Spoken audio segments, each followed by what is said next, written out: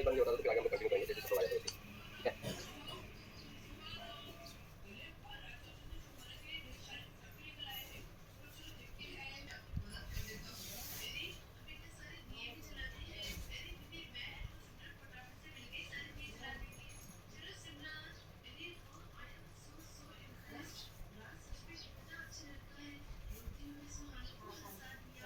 तो BF level tank level sensor होता है, ये भी बहुत ज्यादा अभी जो गाड़ियां हैं आपकी यूरो 6 वाली BS6 नहीं बोला, अपने क्लास में है ना पूरे वर्ल्ड वाइड लोग हैं, तो उन लोगों की आसानी के लिए जो यूरो 6 कंप्लाइंट है, जो यूएस का ही चलता है, उसके लिए बीएफ टैंक लेवल सेंसर भी होता है।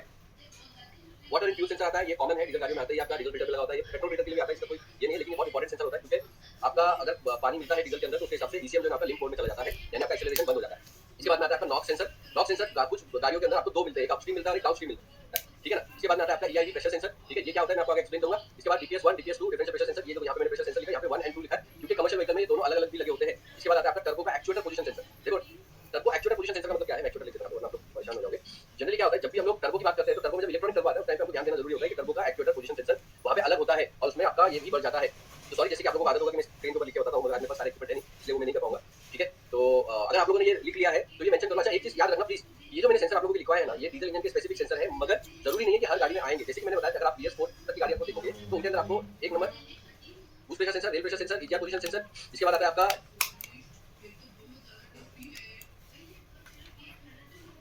ये देखो वाटर एंड फ्यूल सेंसर, ये सब जो है ना common turbo actuator position sensor, ये सब आपके BS4 के इंजन के अंदर आते थे। BS6 में बाकी का जो आप देख रहे हो ये सब BS6 में। अब देखो यही चीज मैं आप लोगों को हमेशा समझाने की कोशिश करता हूं कि हर इतने सारे सेंसर्स हैं, तो इन सेंसर्स को हमको डिटेल में समझना जरूरी है, इनके वर्किंग प्रिंसिपल को समझना जरूरी है। अब आप देखो, अगर आप मैं बात करता हूं 2022 2023 की गाड़ियां जिसके अंदर टर्बो भी है, EGR भी है, आपका यूरो 6 कंप्लाइंट है, आपको ये 17 के 17 सेंसर्स आपको उसमें देखने मिलेंगे। मगर इसके अलावा भी सेंसर है। कौन से सेंसर है जो मैंने पहले आपको कॉमन सेंसर बताया, जिसके अंदर क्रैंकशाफ्ट पोजीशन सेंसर आ रहा है, आपका कैमशाफ्ट पोजीशन सेंसर आ रहा है, आपका कूलेंट टेंपरेचर सेंसर आपका आता है, फ्यूल टेंपरेचर सेंसर आपका आता है, ये सब रहेंगे। उसके अलावा ये 17 सेंसर आपको डीजल इंजन के अंदर देखने मिलेंगे अगर ये कोई यूरो 6 कंप्लाइंट की गाड़ी है तो, और इसीलिए इनको अलग अलग तरीके से समझना जरूरी होता है। आज हम लोग क्या करेंगे, आज हम लोग जितने भी सेंसर कवर कर रहे हैं उसके साथ साथ उसके सिस्टम को भी हम लोग कवर करेंगे, और सिस्टम को कवर करने से क्या होगा कि आप लोगों को इस बात का आइडिया आ जाएगा कि चीजें कैसे काम करें, ठीक है। तो जैसे मैंने बोला, सब लोग बने रहना, आज शायद से मेरा चेहरा ना दिखाई दे आप लोगों को, मगर मेरी आवाज क्लियर आती है, इसके लिए अगर बीच में कहीं आवाज मिस होती है तो मुझे वो बीच में नोटिफाई कर देना, ठीक है ना। ओके, तो देखो सबसे पहले और जो सबसे इंपॉर्टेंट सेंसर हमारा होता है वो होता है टर्बो बूस्ट प्रेशर सेंसर। तो टर्बो बूस्ट प्रेशर सेंसर कहते हैं, यहाँ पे आप लोग इसकी लोकेशन देख पा रहे होंगे, ये हमेशा जो है ना टर्बो के इनटेक पाइप पे होता है, ठीक है, आउटलेट पे सॉरी, टर्बो के आउटलेट पे होता है। अगर आप इंजन के अंदर देखोगे तो इंजन के इनलेट पाइप पे होगा, जो टर्बो से इंजन के इनलेट पाइप पे कनेक्शन होता है वहां पे आपको मिलता है। मोस्टली थ्रॉटल बॉडी से पहले आप लोगों को देखने के लिए मिलेगा। अगर आपको देखो ध्यान से, आप इसको देखोगे तो आपको जान पहचान सेंसर दिखाई देगा, क्योंकि ये सेम एग्जैक्ट सेम काम करता है जिस तरीके से आपका मैनिफोल्ड एब्सोल्यूट प्रेशर सेंसर काम करता था। लेकिन यहाँ पे डिफरेंस क्या है, डिफरेंस ये है कि ये भी सेम टेक्नोलॉजी यूज करने के बावजूद भी, सेम तरीके का सेंसर होने के बावजूद भी, क्योंकि वैल्यू का डिफरेंस है, मैनिफोल्ड के अंदर उतना ज्यादा प्रेशर का चेंजेस नहीं होता है, लेकिन टर्बो के कारण वहां पे टर्बो का जो बूस्ट प्रेशर है वो बहुत ज्यादा चेंज होता है, और इसीलिए टर्बो बूस्ट प्रेशर सेंसर लगाया जाता है ये जानने के लिए कि हमारा टर्बो कैसे काम कर रहा है, ठीक है ना। तो ये सेंसर किस तरीके से काम करता है उसको एक बार हम लोग देख लेते हैं। आई होप टर्बो कैसे काम करता है, टर्बो को मैंने पूरी क्लास बनाई है, ठीक है। तो मैं आप लोगों को बता देता हूं, जो लोग नए हैं उन लोगों के लिए एक बार बता देता हूं ताकि आप लोगों को पता रहे क्लास नंबर कौन सी है। टर्बो को लेकर डिटेल्ड क्लास बनाई हुई है, और कितने टाइप के टर्बो होते हैं, उनमें इलेक्ट्रॉनिक टर्बो कैसे काम कर रहा है, वो कैसे पता लगाया, आपका VGT क्या होता है, नॉर्मल वाला टर्बो क्या होता है, ये मैंने पूरा डिटेल क्लास बनाई हुई है, मैं क्लास नंबर आप लोगों को बता देता हूं। तो वो अगर आप लोगों को ये नहीं पता है कि टर्बो कैसे काम कर रहा है ना, तो वो अभी इस क्लास में मैं एक्सप्लेन नहीं कर रहा हूं आपको, लेकिन अगर आपको नहीं पता है तो क्या करना, ये क्लास जब अपनी खत्म हो जाएगी ना तो उसके बाद में जाके वो वाली क्लास ले लेना टर्बो की, टर्बो को मैंने बहुत डिटेल में एक्सप्लेन किया। मैं बता देता हूं आपको, देखो हाँ, क्लास नंबर 35 36 एंड 37, ठीक है, मैं लिख देता हूं यहाँ पे।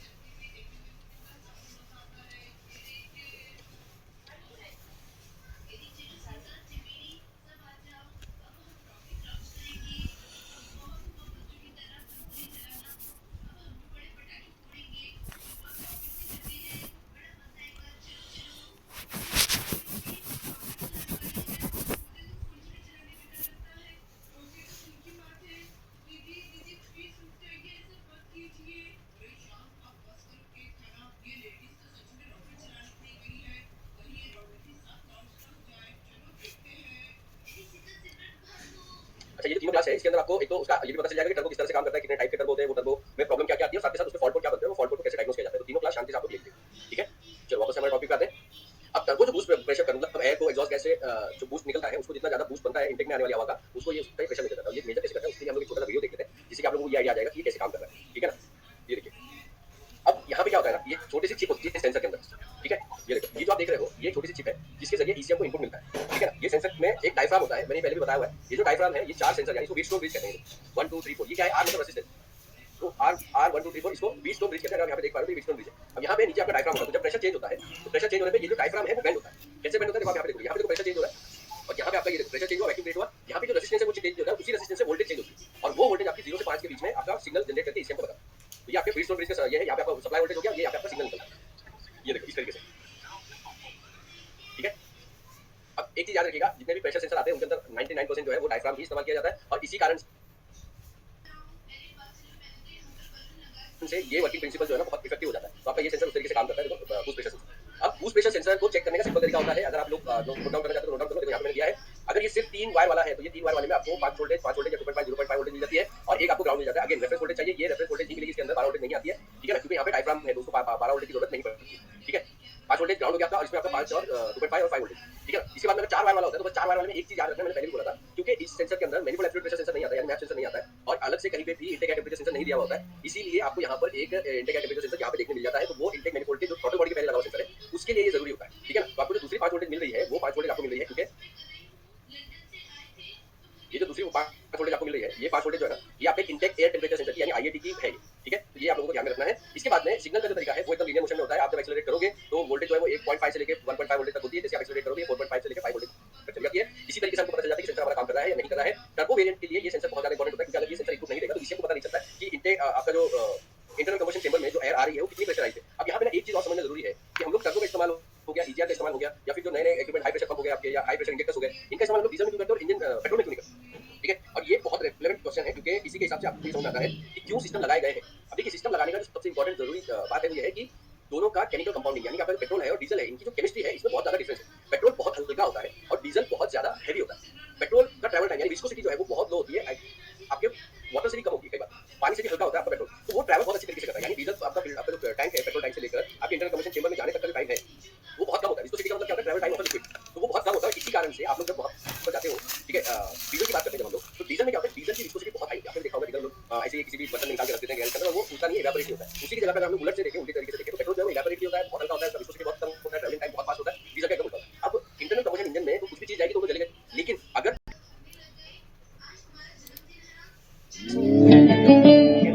इसी प्रोसेस को स्लो प्रोसेस को अगर हम लोग प्रेशराइज कर दें तो उसकी जो ताकत है वो बहुत ज्यादा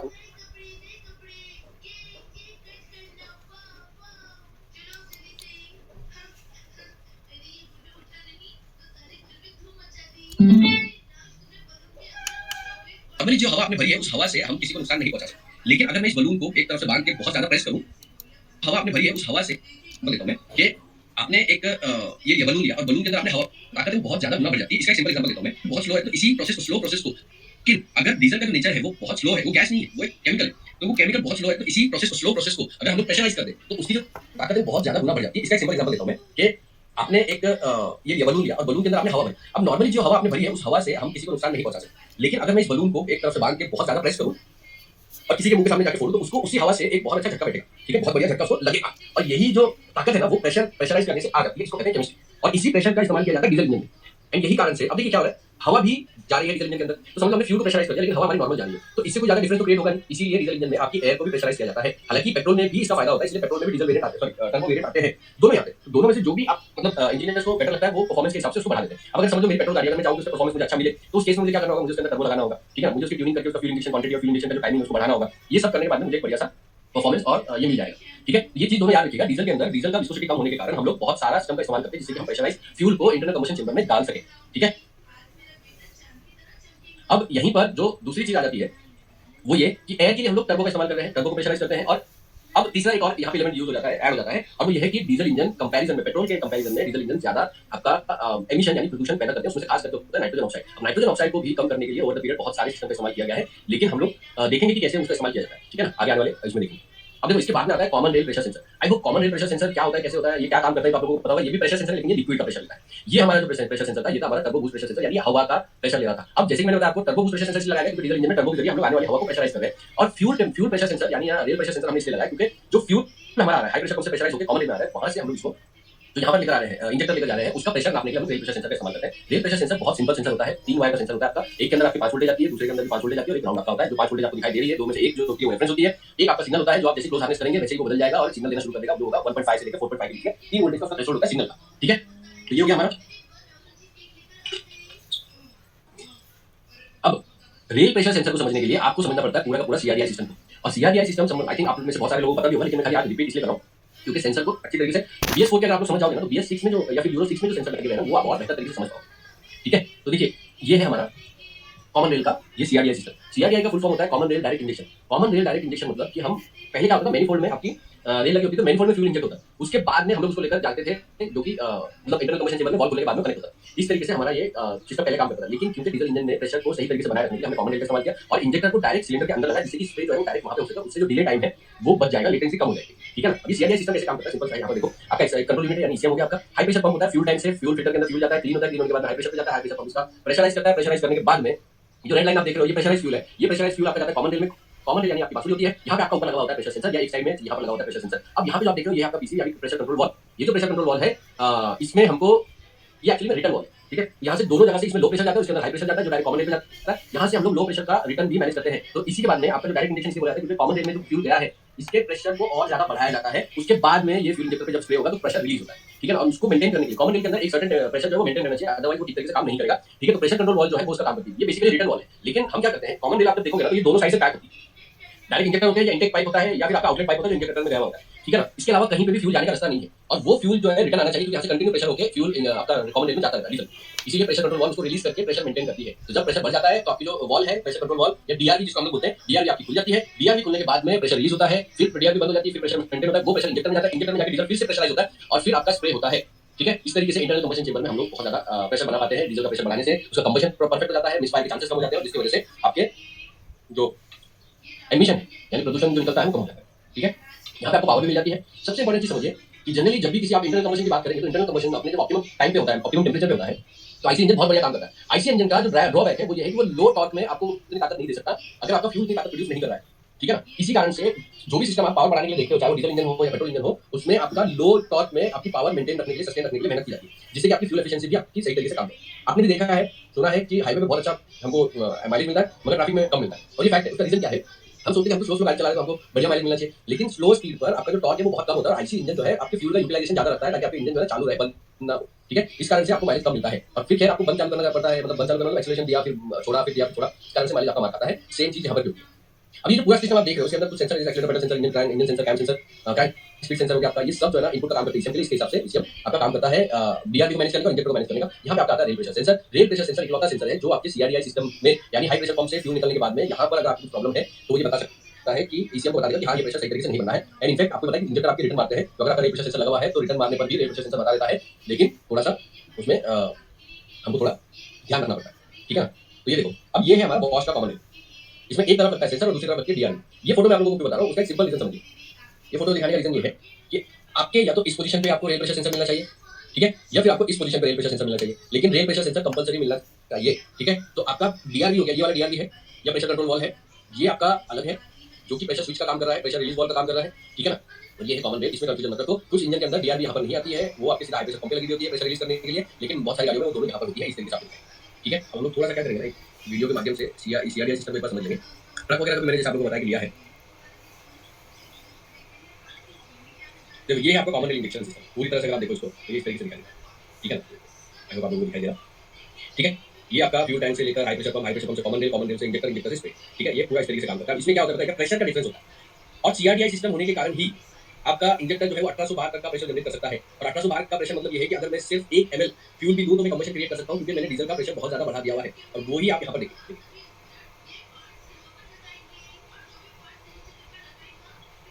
ये देखो। अब इसमें क्या होता है कि आपका कंप्रेशन स्ट्रोक के हिसाब से ही आपके फ्यूल इंजेक्शन होते हैं। फ्यूल इंजेक्शन का 3 तरीके का टाइमिंग होता है। याद रखिए, आपको पीडब्ल्यूएम सिखाया गया है, अगर आप लोगों ने पहले वाली क्लास ली तो मैंने पल्स विड्थ मॉड्यूलेशन बताया। पल्स विड्थ मॉड्यूलेशन के जरिए हम एक ही नोजल से 3 तरीके का क्वांटिटी रिलीज कर सकते हैं, बस हमें उसकी टाइमिंग को चेंज करना होता है, टाइमिंग को अलग-अलग करना होता है। तो यहाँ पे आप देखोगे जैसे ये 2 नंबर की टाइमिंग है, ये जो आप देख रहे हो 2 नंबर सिलेंडर में, ये इनके हिसाब से यहाँ पे इन्होंने 3 तरीके की टाइमिंग इंजेक्टर की रखी हुई है, अलग-अलग कंप्रेशन स्ट्रोक के हिसाब से, अलग-अलग आरपीएम पे। ठीक है। तो आप देखो कैसे प्रेशर यहाँ पे 3 नंबर पे कितना कंप्रेशन था। ठीक है। तो 1 नंबर पे आपका बहुत ज्यादा टाइमिंग नहीं है, टाइमिंग यहाँ पे कम है, क्वांटिटी कम हो गया। ठीक है। 2 नंबर पे आप देखोगे तो बहुत ज्यादा क्वांटिटी दिखाई दी आपका। ये क्वांटिटी, अब ये क्वांटिटी इतना ज्यादा क्यों है, क्योंकि यहाँ पे पल्स विड्थ जो है वो बहुत ज्यादा लंबी है, यानी कि इंजेक्टर को स्विच ऑन करने के लिए बहुत ज्यादा टाइम मिला है। ठीक है। 2 नंबर पे बहुत बड़ी टाइम रखी हुई है, और इसके बाद में अगर आप देखो 3 नंबर पे फिर से छोटी सी टाइम मिला है। ठीक है। ये 3 नंबर पे फिर से छोटी सी टाइम। इसी तरीके से आपका जो ईसीएम है आपकी टाइमिंग को अलग-अलग बदलता है। अब यहाँ पे सवाल आता है कि आप लोगों ने देखा भी होगा कि इंजेक्टर को कोडिंग करना पड़ता है, इंजेक्टर को प्रोग्रामिंग करना पड़ता है। वो तो इंजेक्टर को कोडिंग प्रोग्रामिंग करना पड़ता है, उसका रीजन जो है वो यही होता है, क्योंकि आपने जब इंजेक्टर लगा दिया, इंजेक्टर लगाने के बाद स्प्रे करना शुरू कर देता है, लेकिन ईसीएम के पास में जो वेरिएबल उसकी क्वांटिटी होती है, जैसे आपने देखा 1 2 3 इस तरीके से 3 तरीके की उसने क्वांटिटी डाली है, वो क्वांटिटी ईसीएम को नहीं पता होती है, उसको अडैप्ट करने के लिए हमको कोडिंग करनी पड़ती है, कैलिब्रेशन करना पड़ता है और आपकी लर्निंग करनी पड़ती है। और यही वजह होती है कि ये काम वो आपका जो डीजल पंप वाला है वो अपनी मशीन पे नहीं कर सकता, कोडिंग और कैलिब्रेशन का, क्योंकि उसके लिए ईसीएम जरूरी होता है, और ईसीएम के साथ साथ बाकी सारे सिस्टम भी, यानी ईसीएम आपके डीआरवी की वैल्यू भी लेगा, रेल प्रेशर सेंसर की वैल्यू भी लेगा, उसके हिसाब से ये प्रेशर को मैनेज करेगा और आपकी कोडिंग करके कैलिब्रेशन करके माइक्रो लर्निंग करके आपका स्मूथ कर देगा। ठीक है ना। तो इस सिस्टम को यूज करते हुए हम इंजेक्टर से निकलने वाला जो डीजल है उसके प्रेशर को 1800 बार तक लेके जा सकते हैं, इससे ज्यादा भी जाता है। कुछ गाड़ियों के अंदर लगभग 2400 बार तक भी जाता है, और ये 2400 बार बहुत ज्यादा होता है। आप अंदाजा लगा सकते हो इंटेक मैनिफोल्ड के अंदर जनरली आपके जो प्रेशर होता है वो इंटेक मैनिफोल्ड के अंदर नॉर्मल प्रेशर होता है एयर का 3 से 4 बार का होता है। तो कहाँ 3 से 4 बार का प्रेशर जिसमें सक्शन क्रिएट होता है, और कहाँ पे आपका 1800 बार का प्रेशर, तो ये बहुत ज्यादा प्रेशर होता है। तो खैर आप लोगों को पता ही होगा कि आप लोग रेगुलर सर्विस वगैरह चलाती होगी, ठीक है ना। अब हम लोग इसका ये अगर देखो तो डायफ्राम, जैसे मैंने आप लोगों को अभी एक वीडियो दिखाई थी, वीडियो के हिसाब से डायफ्राम वाला सिस्टम था वो ये था, ठीक है ना। यहाँ पे हम लोग एक पीएजो इलेक्ट्रिक सेंसिंग एलिमेंट का इस्तेमाल करते हैं और आपका डायफ्राम का काम होता है, ठीक है। ये इस तरीके से आपका सेंसर दिखाएगा 5 वोल्टेज और ग्राउंड, ये इसका सेंसर होता है, मतलब आपका वोल्टेज होती है। याद रखो, ध्यान में रखो, ओपन हार्नेस टेस्टिंग कैसे करना है उसके लिए मैंने वीडियो बनाई, क्लोज हार्नेस टेस्टिंग कैसे करना है मैंने प्रैक्टिकल वीडियो बनाई, वो आप लोग जाकर देख लेना। इसका जो ये होता है सिग्नल जो है वो इस तरीके से आता है, यानी कि अगर आपने नॉर्मल प्रेशर रखा है, यानी गाड़ी बंद रखी है, कुछ प्रेशर नहीं है, तो आपका लो साइड में होगा, जब आप एक्सेलरेट करोगे जितना पार लेकर जाओगे उसके हिसाब से ऊपर जाएगा। ये है इसका सिग्नल देने का तरीका, ठीक है। हम लोग आगे आने वाली इसमें ना इसके फॉल्ट कोड को भी डिस्कस करेंगे, ठीक है। तो हमारे दो सेंसर हो गए जो BS4 में भी आते थे, BS6 में भी आते हैं, दोनों में दो। इसके बाद आता है आपका EGR वॉल पोजीशन सेंसर, ये जो है आपका पोजीशन सेंसर है, सबसे इंपॉर्टेंट चीज। अच्छा एक चीज और याद रखिए, मैकेनिकल सिस्टम के ऊपर जब ये ब्लैक कलर की आपको सर्किट दिखाई देता है तो इसका मतलब होता है कि आपका इलेक्ट्रॉनिक सर्किट है, और इसीलिए ये EGR पोजीशन सेंसर है, EGR वॉल का टेम्परेचर सेंसर नहीं है। अगर टेम्परेचर सेंसर है तो वो अगर इसके अंदर इंटीग्रेट किया गया है तो उसका सिग्नल अलग तरीके से होगा, वो आगे आने वाली क्लासेस में हम लोग समझेंगे, ठीक है। क्योंकि डीजल इंजन में इतने सारे सेंसर आते हैं, उनका अलग सिस्टम। हालांकि याद रखिए जो सेंसर आज मैं कवर कर रहा हूँ ना, मैं नेक्स्ट क्लास में इसका फॉल्ट कोड भी कवर करूंगा, डीटीसी भी कवर करूंगा कि इनमें क्या डीटीसी आ रही है, कैसे हम लोग आइडेंटिफाई करें, क्या प्रॉब्लम हो सकती है, ठीक है, ट्रबल शूट के साथ। ये हमारा EGR है। EGR वॉल्व आप लोगों को अगर नहीं पता है तो बताता हूं, EGR का मतलब होता है एग्जॉस्ट गैस रिसर्कुलेशन, जिसका मतलब होता है कि आपका जो एग्जॉस्ट गैस है हम उसको इस्तेमाल कर रहे हैं डीजल इंजन में यूज करके नॉक्स को कम करने के लिए, यानी नाइट्रोजन ऑक्साइड को कम करने के लिए। ये कैसे काम करता है, यहाँ पे ये छोटे से इमेज के जरिए आप लोग देख सकते हो। देखो ये आपकी एग्जॉस्ट गैस है, इंटेक अपना ये इंटरनल कंबशन में से जब एग्जॉस्ट गैस आपकी निकल रही है तो वहीं से थोड़ा सा एग्जॉस्ट गैस जो है वो आपके EGR के अंदर जाती है। EGR का एक कूलिंग चेंबर होता है, कूलिंग चेंबर में जाकर गैस जो है वो आपकी रिड्यूस हो जाती है, सॉरी टेंपरेचर उसका रिड्यूस हो जाता है, और टेंपरेचर रिड्यूस होने के बाद यहाँ पे आपका EGR कूलर वॉल्व होती है, EGR वॉल्व के जरिए वो आपके सीधा सीधा EGR वॉल्व जब खुल जाएगी तो आपके इंटेक मैनिफोल्ड में चली जाती है। अब ऐसा करने से फायदा क्या होता है, एक बार ये वाली वीडियो आप लोग देख लो, ये इसका बेसिक एक्सप्लेनेशन है। इस बेसिक एक्सप्लेनेशन के जरिए जो है आप लोगों को ये चीज समझ में आ जाएगी कि EGR में हो क्या है। EGR का फुल फॉर्म है एग्जॉस्ट गैस रिसर्कुलेशन सिस्टम। तो एग्जॉस्ट गैस को हम रीसर्कुलेट कर रहे हैं इंटेक मैनिफोल्ड में। इससे क्या होता है कि जो एग्जॉस्ट गैस, इतनी सारी एग्जॉस्ट गैस एटमॉस्फेयर में जा रही थी, उसके अंदर नाइट्रोजन ऑक्साइड बहुत ज्यादा थी, हमने उसमें से कुछ गैस को वापस से यूटिलाइज कर लिया, इसकी वजह से वो जो नाइट्रोजन ऑक्साइड थी वो हमारे एटमॉस्फेयर में जाने से बच गई, और इस तरह हमने पोल्यूशन को कंट्रोल कर लिया, खत्म नहीं किया, ठीक है। ये भी याद रखिए। अब नए तरीके की जो EGR वॉल आती है उसमें वो कैसे काम करती है, एक बार वीडियो बनाते हैं हम लोग। ये देखिए, ये आपकी है जिसको हम लोग बोलते हैं DC motor train pocket EGR wall. इसके अंदर जो मेन चीज है वो आपका कूलिंग चेंबर से लेकर ये सारी चीजें आपको देखनी पड़ती है, ठीक है। ये आपका EGR वॉल आगे देखो एग्जॉस्ट पाइप के साथ में, ये आपका EGR कूलिंग चेंबर है, और ये आपका बाईपास वॉल है। तो ये जो आप देख रहे हो ये आपका बाईपास वॉल है, यहाँ से ही बाईपास करके रिसर्कुलेट किया जाता है एग्जॉस्ट वॉल को। यहाँ से कूलिंग चेंबर में आती है, कूलिंग चेंबर में आपकी एग्जॉस्ट गैस जब कूल होती है, ठीक है, यहाँ से कूलेंट आ रहा है, यहाँ से कूलेंट जा रहा है, बेसिकली यहाँ पे कूलिंग चेंबर है, इसके अंदर जो कूलेंट होता है, और टेम्परेचर जो आपका रिड्यूस हो जाता है, और एयर का जो टेम्परेचर रिड्यूस हुआ है वो फिर आपकी जाती है इसके अंदर। ये आपका इंटेक मैनिफोल्ड है, वॉल आपकी ओपन हुई। ये जो है आपकी पॉकेट वॉल है, एक आपकी बटरफ्लाई वॉल भी आती है, तो ये देखना जरूरी होता है कि कौन से वॉल है, उसी के हिसाब से सेंसर आपका चेंज होता है। तो अगर आप पॉकेट वॉल वाले सेंसर को देखोगे तो पॉकेट वॉल आप लोगों को समझ में आ गया, ठीक है ना। ये पूरा पूरा ये जो आप देख रहे हो, ये जो सेंसर आप देख रहे हो, ये पॉकेट वॉल का सेंसर, ठीक है ना। इसके अंदर अगर आपका बटरफ्लाई वॉल वाली होगी तो बटरफ्लाई वॉल जो होती है उसके अंदर आपको सेम सेंसर मिलेगा जो आपका होता है इसके लिए इलेक्ट्रॉनिक थ्रॉटल कंट्रोल के टोटल बॉडी के लिए जो सेंसर आता है वही सेम सेंसर आपका बटरफ्लाई वॉल के लिए भी आता है। नॉर्मली जो आपकी पॉकेट वॉल होती है यानी प्रेशरिंग वॉल होती है जिससे कि वो खुलती और अंदर जाती है, तो इसलिए ये वाला सेंसर यूज किया जाता है, ठीक है। अच्छा इसमें एक चीज और याद रखिएगा, EGR थ्रॉटल एक बोली जाती है, तो EGR अलग लगी है और EGR की थ्रॉटल अलग लगी है। थ्रॉटल बेसिकली क्या काम कर रहा होता है कि वो इलेक्ट्रॉनिक थ्रॉटल ही है जैसे पेट्रोल में आता है वैसे डीजल में, बस इंटेक मैनिफोल्ड में आपका जो EGR का ये है कूलिंग होने के बाद में जो एयर है उसको रिसर्कुलेट करने का काम कर रहा होता है। वहां पे आपका जैसे मैंने बताया आपको बटरफ्लाई वॉल होती है, उस केस में आपको उसको उसी तरीके से देखना है, ठीक है। बहुत सिंपल सेंसर होता है, 3 वायर का सेंसर मिलेगा आपको, इसके अंदर कोई ज्यादा कॉम्प्लिकेशन इसके अंदर नहीं आती है, ठीक है ना। ये देखो 2.5 या फिर आपका 5 वोल्टेज रेफरेंस और ग्राउंड, ये तीन इसके अंदर आते हैं। इसमें फॉल्ट कोड वगैरह क्या आता है वो आगे आने वाले सिस्टम में हम लोग देखेंगे, ठीक है ना। तो EGR वॉल सेंसर आप लोगों को अगर समझ में आ गया है तो मैं आगे बढ़ता हूँ। जो एक और हमारा सेंसर है जो पहले कमर्शियल व्हीकल में बहुत ज्यादा आता था, BS4 में भी, और अभी BS6 में हर गाड़ी में कंपलसरी डीजल के अंदर, वो है हमारा नॉक सेंसर। अब ये नॉक सेंसर जो है मैंने ये लास्ट वाला नॉक सेंसर दिया हुआ है जो आपका जिसको हम लोग मेजर नॉक सेंसर कहते हैं, जो आपके SCR सिस्टम के बाद में, ठीक है ना। ये जो आपका sensor knock sensor exact same काम करता है जिस तरीके से आपका ये काम करता है। तो इसको हम लोग थोड़ा और डिटेल में समझेंगे नेक्स्ट क्लास के अंदर, ठीक है, जो कि आपका सैटरडे को होगा। नॉक सेंसर को और डिटेल में समझेंगे, इसका फॉल्ट कोड वगैरह समझेंगे, क्योंकि ये ऑटो सेंसर की तरह काम करता है लेकिन इसका केमिकल कंपोजिशन जो है थोड़ी डिफरेंस होती है, जैसे कि आप यहाँ पे देख सकते हो, ठीक है। ये कैसे काम कर रहा है यहाँ पे मैंने एक्सप्लेन किया हुआ है, तो ये पूरा जो है उसको आपको नेक्स्ट वाली क्लास में समझाता हूँ। आज के लिए इतना ही हम लोग कवर करेंगे, क्योंकि जैसे मैंने आप लोगों को बोला कि ये वो बेसिक सेंसर है डीजल इंजन के, तो ये मैंने आज आपके कवर कर दिया। नेक्स्ट आने वाली क्लास में जो आपके जो डिफिकल्ट सेंसर है वो मैं कवर करूँगा। मीनवाइल अगर आपको कुछ क्वेश्चन था मुझे। अच्छा ये नया वाला जो आप PPT देख रहे हो ना, PPT आप लोगों को मिल जाएगा, ठीक है। तो PPT का टेंशन मत लेना, आप लोगों को इसका PPT हमारे पास नहीं है। यस रुबल जी बोलिए। हाँ रुबल जी आ रही है आवाज मेरी? जी good evening good evening, good evening, बोलिए। सर। कैसे हो आप? बस ठीक हुआ, बताइए कैसे। हाँ यार यार सर, मैं अल्हम्दुलिल्लाह मैं ठीक हूँ। मैं एक काम किया, वो चीज़ें फाइल भेजा और वीडियो भेजा, तो मेरे जो कोड है वो फोर्थ में जो आ रहा सिस्टम टू लीड और फोर्थ में जो आ रहा वो सिस्टम पे हमको जो करना है वो मैंने पहले वो short term long term coaching check किया। वहाँ पे हमारे जो शॉर्ट टर्म है वो बहुत लॉन्ग टर्म बहुत ज्यादा है, क्योंकि मैंने फुल पे किया, तो मैंने फुल पे किया, फुल पे ठीक है। सिस्टम टू लीन डीजल गाड़ी पेट्रोल गाड़ी आपकी? ऐसे बेटर गाड़ी पेट्रोल गाड़ी है ना। सिस्टम टू लीन दिखा रहा है आपका। आपकी एयरलाइन पूरा चेक किया आपने? एयरलाइन आपका थ्रॉटल बॉडी हो गया, इंटेक मैनिफोल्ड, एक्चुएटर काम हो गया बॉस, काम हो गया ना? क्या क्या प्रॉब्लम निकला उसमें? जी काम हो गया। तो मेरे क्वेश्चन ये है, अगर इसमें मैं जो जैसे मैंने सिस्टम टू लिंक और है तो मैंने अल्हम्दुलिल्लाह बहुत पहले ये प्रॉब्लम सॉल्व किया, लेकिन इसका मेरे को बहुत सारा याद दिक्कत नहीं हुआ। तो सिस्टम टू लिंक हो सकता है कोई का ऐसा काम हो सकता है, इंटेक लाइन को लीकेज है, हो सकता है स्पार्क प्लग का कारण कम है, इसलिए जो है मेरे जो मैप नंबर वो खराब हो जाती है। तो मैंने इसमें कुछ देखिए जितना भी उतना सही है, तो मैंने क्या किया, एक नेट पर किया, अल्हम्दुलिल्लाह गाड़ी खुल गया। तो मेरे क्वेश्चन है, अगर कंट्रोल सेंटर में कोई दिक्कत है, इनपुट नहीं कोई कुछ नहीं वहां पे नेट कोई कुछ, तो मेरे क्वेश्चन है, अगर नेट पर काम कर रहे हो तो शॉर्टली मीटिंग यहां पे काम कर देंगे क्या? हाँ मैं आपको समझा देता हूँ। एक्चुअली में आपका जो सेंसर है वो पूरी तरह डेड नहीं है, इसको एजिंग प्रॉब्लम बोलते हैं, ठीक है ना। इसमें क्या होता है कि सेंसर आपका जो सिग्नल बनाना चाहिए ना वो पूरी तरह नहीं बना रहा है, लेकिन प्रॉपर नहीं बना रहा है, और इसी की वजह से ईसीएम के पास में उस सेंसर का प्रॉपर फॉल्ट नहीं बनेगा, डीटीसी नहीं बनेगी, क्योंकि वो सेंसर डेड नहीं है, बूढ़ा हो चुका है, ठीक है ना। लेकिन उससे रिलेटेड जो प्रॉब्लम क्रिएट हो रही है उस प्रॉब्लम को वो यहाँ पर एरर के तौर पे आपको दिखाता है, क्योंकि वो जो प्रॉब्लम आपको मिली है सिस्टम टू लीन वाली, वो मिली है क्योंकि उसने आपके ऑटो सेंसर की वैल्यू को स्टडी किया। सही बात है। तो ये इस तरीके से सिस्टम आपका काम कर रहा है। तो जरूरी नहीं है अगर सेंसर पूरी तरह डेड नहीं है तो सेंसर का फॉल्ट बने, ऐसा जरूरी नहीं है। सिस्टम लीन हो गया क्योंकि ईसीएम को ये पता चल रहा है, क्योंकि सिग्नल पूरा नहीं बना रहा है, अधूरा बना रहा है, तो ईसीएम को पता चल रहा है कि एयर जो है वो कम आ रही है, और उसी सिग्नल सेंसर से पता चलता है, इसलिए उसने फॉल्ट बना दिया आपको सिस्टम टू लीन, ठीक है। तो ये याद रखिए, इस वजह से हुआ है। अदरवाइज ये सिस्टम टू लीन के बहुत सारे कारण हो सकते हैं, आपका एयर फिल्टर जाम हो सकता है, थ्रॉटल बॉडी जाम हो सकती है, ऐसे बहुत सारे रीजन इसके हो सकते हैं। यस रुबल जी बोलिए।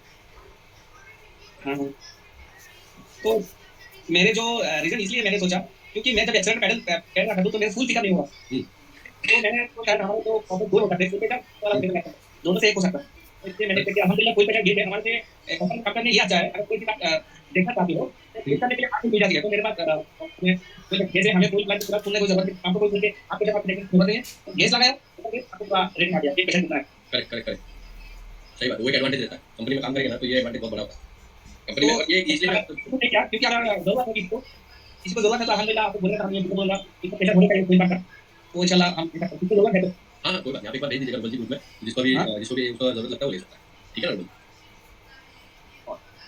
ओके यस रमन जी बोलिए आपका सवाल। रमन जी आवाज आ रही मेरी? बोलिए। अरे ईजिया बॉल और बेस गेट का नहीं ईजीआर वॉल और बेस गेट टर्बो के ऊपर लगा हुआ है। ईजीआर वॉल और बेस गेट में बहुत फर्क है। ईजीआर वॉल जो है आपकी वो एग्जॉस्ट गैस रिसर्कुलेशन, यानी एग्जॉस्ट हाँ, वो गैस समझ पार्ट हम इस्तेमाल करके इंटरनल कंबशन चेंबर में डालते हाँ जी हैं। वेस्ट गेट होता है टर्बो के जो प्रोपेलर को घुमाने के लिए एग्जॉस्ट गैस का इस्तेमाल किया जाता है, हाँ जी। उसको बाईपास करना। तो वो बाईपास की जो गैस है वो भी तो इंटरनल कंबशन में नहीं वो एग्जॉस्ट से बाहर जाता है। अच्छा एग्जॉस्ट से बाहर। हाँ उससे क्या होता है, टरबाइन को हम लोग नहीं घुमा रहे हैं तो एग्जॉस्ट का जो आउटलेट है वो स्मूथ हो जाता है, लो स्पीड। मतलब इसका जो फंक्शन क्या अलग है, लेकिन जो बेसिक प्रिंसिपल है वो ये। नहीं मतलब इसमें प्रेशर सेंसर लगा हुआ था sir base gate waste gate पे प्रेशर सेंसर, वेस्ट गेट पे प्रेशर सेंसर का लगा, बूस्ट प्रेशर सेंसर वहां पे नहीं लगा होता। नहीं सर, आपको याद होगा थोड़े टाइम पहले, ताकि 2 महीने पहले की बात हो गया, 3 महीने पहले वॉच पैकेट थी, इसमें आपको फोटो भेजी थी, इस पे मतलब एक बेस गेट है जिसके ऊपर एक सेंसर लगा हुआ है। लेकिन प्रॉब्लम क्या है कि सेंसर अलग से नहीं डाल सकते, क्योंकि वो सेंसर उन्होंने क्या किया, अंदर बाडी पोर्ट से इसको मतलब अंदर से, लेकिन वो पोजीशन सेंसर है, वो पोजीशन सेंसर है, प्रेशर। हाँ जी अच्छा वो पोजीशन सेंसर हो गया। हाँ जी तो जैसे बता रहे थे पोजीशन सेंसर की अलग आता है, मतलब पोजीशन ये देखो वॉल में डिफरेंस क्या होता है, दो तरीके की वॉल है, एक आपकी पॉकेट वॉल जो आपकी प्रेस होकर खुलती है, ठीक है, दूसरी होती है आपकी बटरफ्लाई वॉल। हाँ जी पॉकेट वॉल के लिए जो सेंसर यूज होता है वो इस तरीके से आपको तो जो मैंने आपको दिखाया था थोड़ी देर पहले, वो वाला यूज ज्यादा होता है। वो पॉकेट सेंसर ही था, पॉकेट वॉल भी था। हाँ ये जो सेंसर बटरफ्लाई वाला वाला ये वाला जो है वो पॉकेट वॉल वाला सेंसर है, ठीक है ना। ये ज्यादातर ईजीआर में यूज होता है, और महिंद्रा में क्या है बटरफ्लाई वाला यूज होता है, वो अपना एग्जैक्ट सेम है जो आपकी इलेक्ट्रॉनिक थ्रॉटल कंट्रोल है, ये दोनों सेम काम करते हैं। हाँ लेकिन उसमें प्रॉब्लम क्या था, जैसे पहले मैंने बताया कि जो पोजीशन सेंसर है हाँ जी। तो वोल्टेज सही थी, लेकिन उसमें क्या मैकेनिकल प्रॉब्लम क्या निकली थी कि इट वाज स्टक, उसका जो वॉल्व है वो स्टक है, बड़ा सिग्नलिंग तो इसके पास जा रही है, लेकिन इसको ये बड़ा फॉल्ट आ रहा है आपकी इसकी जो पोजीशन है वो स्टक है। जब तक आप बेस गेट चेंज नहीं करेंगे तब तक प्रॉब्लम सॉल्व होने वाली नहीं है। हाँ तो उसका पूरा मतलब टर्बो के देखो ये सर अभी आप मैकेनिकल सिस्टम में आप देख पा रहे होंगे, ये मैकेनिकल सिस्टम पे पूरा का पूरा डिपेंड करता है, क्योंकि आपकी जो इनपुट है यानी ईसीएम को जो इनपुट मिल रहा है वो भले सेंसर दे रहा है, सेंसर क्या कर रहा है मैकेनिकल इनपुट को वोल्टेज में बदल के ईसीएम की भाषा में सुनाता है। तो आपका जो मैकेनिकल इनपुट है वो पूरा मैटर करता है, जब भी कोई मैकेनिकल सिस्टम वहाँ पे जरूरी होता है इनपुट लेने की। तो जब देखो जैसे यहाँ पे मैंने ये जो ओरिंग बनाई है, ये ओरिंग भी इंपॉर्टेंट है, क्योंकि ये इतना सा गैप भी पोजीशन में बहुत बड़ा डिफरेंस डाल सकता है। टेक्नीशियंस के मामले में इसलिए मैं हमेशा बोलता हूँ कि ऐसे कुछ भी नहीं करना चाहिए, ओरिंग है तो ओरिंग लगनी ही चाहिए, बिना उसके मत लगाइए, ठीक है ना। तो वो एक चीज इंपॉर्टेंट रहती है, और एक चीज और याद रखिए कि अगर हम लोग वो पूरा असेंबली नहीं चेंज करते तो ओवर द पीरियड उसमें और प्रॉब्लम आना शुरू, ऐसी बात, ठीक है ना। यस और किसी का क्वेश्चन? देखो डीजल इंजन में ना बहुत आप लोगों को मजा आने वाला है, क्योंकि अगर आप लोग डीजल इंजन पे काम करते हो और यूरो 6 और BS6 पे काम कर रहे हो, मैं आप लोगों को एकदम डिटेल में समझा दूंगा कि कभी आप लोगों को दोबारा टेंशन लेने की जरूरत ही नहीं पड़ेगी, ठीक है। बोलिए।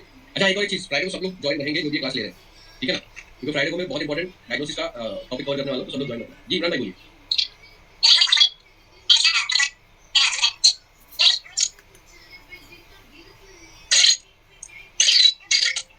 इमरान भाई आपके यहाँ से आवाज नहीं आ रही है? नहीं आपकी आवाज क्लियर नहीं है। पीछे एक बार हैंड करो।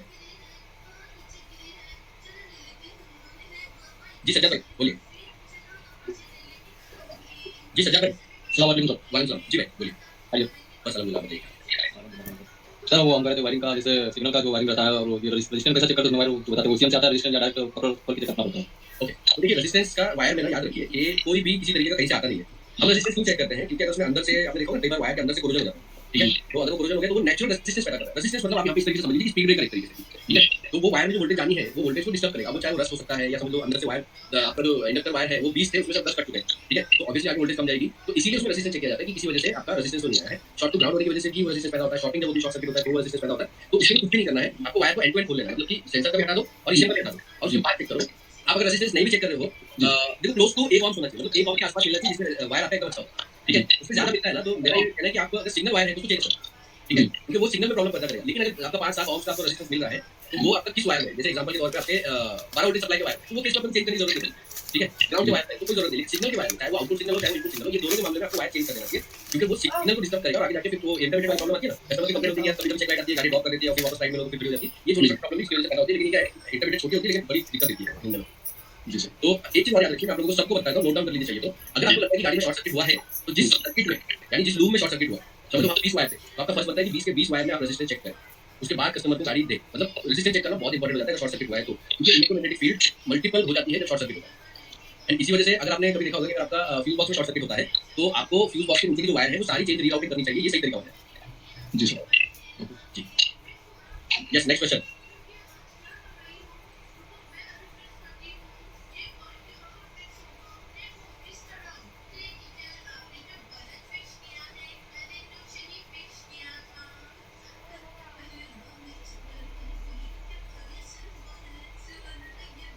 ये शुरुआत जी बोलिए।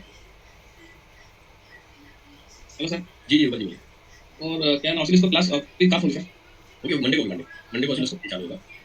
कंटिन्यू देख के हाँ, हाँ, मैं पूरे सॉफ्टवेयर को एक्चुअली में कवर करने वाला हूँ ना, और गाड़ी पे भी कैसे यूज़ किया जाएगा ये दोनों कवर करने वाला हूँ, इसके लिए थोड़ा सा टाइम लगा। बेसिकली एक्चुअली में हुआ क्या बताएगा, ये जो सैटरडे से लेकर मतलब फ्राइडे से लेकर मैं ऑफिस में हुई नहीं, इस वजह से थोड़ा सा गड़बड़ हुआ, ठीक है ना? यस, निहाल अंसारी बोलिए, आपका क्वेश्चन। हेलो जी बोलिए। हाँ, ये पूछ रहा था, मेरे बाजू में एक महिंद्रा लोडिंग गाड़ी है जी। उसका कैसा गाड़ी स्टार्टिंग ट्रेन है, तो उसके ये प्रेशर सेंसर जो आते हैं वहाँ से वो डाबू डिस्कॉर्डिंग आने का गाड़ी स्टार्ट होते हैं और कंटिन्यू चालू रहते हैं, कोई तकलीफ नहीं।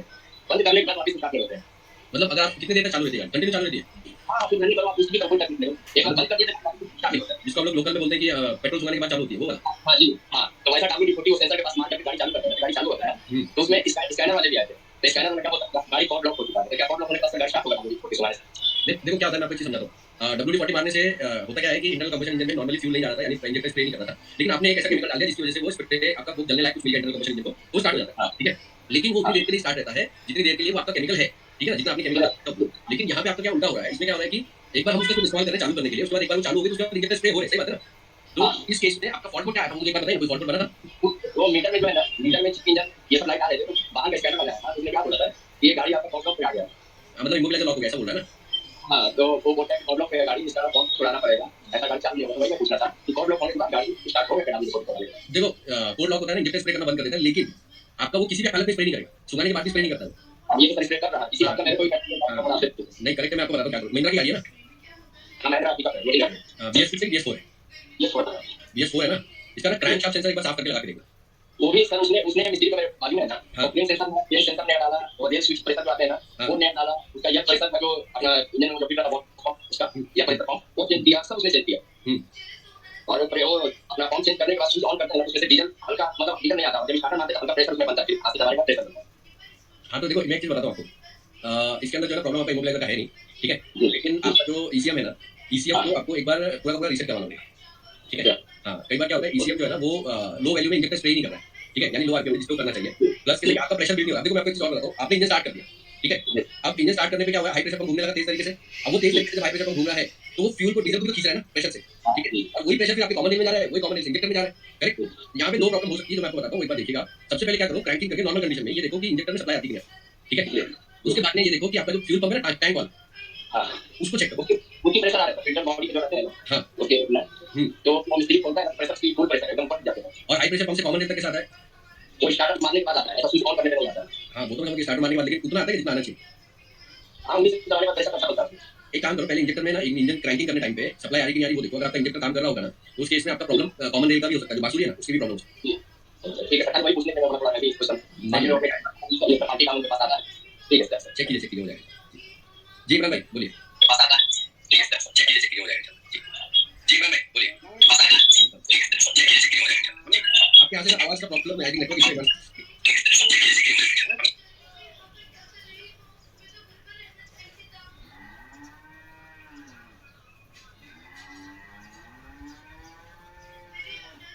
Hello hello hello hello hello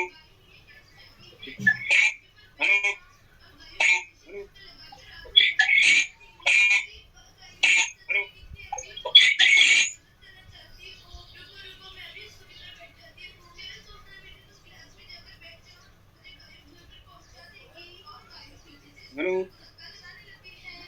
hello hello hello hello आ रही आवाज? वो जो प्रॉब्लम है ना, हेलो आ रही आवाज? वो जो प्रॉब्लम है ना,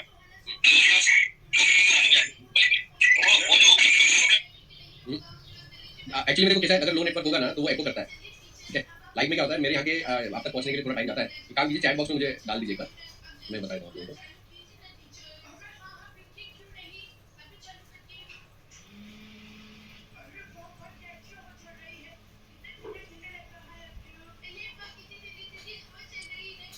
ओके, तो I am really sorry Imran भाई, आपके यहाँ पे थोड़ा नेटवर्क इशू है। एक बार ऐसा है तो आप एक बार ग्रुप में डाल दीजिएगा मैसेज में वॉइस नोट, तो वो एक बार सब लोगों को पता चल जाएगा।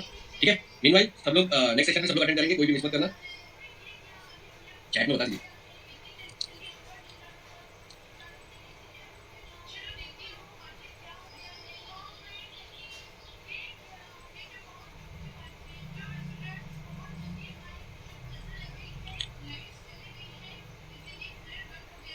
तो नेक्स्ट क्लास कोई भी मिस नहीं करेगा, सब लोग क्लास अटेंड करेंगे। फ्राइडे को शाम को क्लास रहेगी, उसमें मैंने यूरिया डीएफ और एससीआर के फॉल्ट को डायग्नोसिस की क्लास में बनाई है। तो हाँ, ये किसका सवाल था? निहाल जी का सवाल था। निहाल जी, ये इमरान भाई ने बोला फ्यूल पंप प्रेशर वॉल्व खराब है, में दिक्कत है, ठीक है ना? तो फ्यूल पंप प्रेशर वॉल्व एक बार चेक कर लेना निहाल भाई।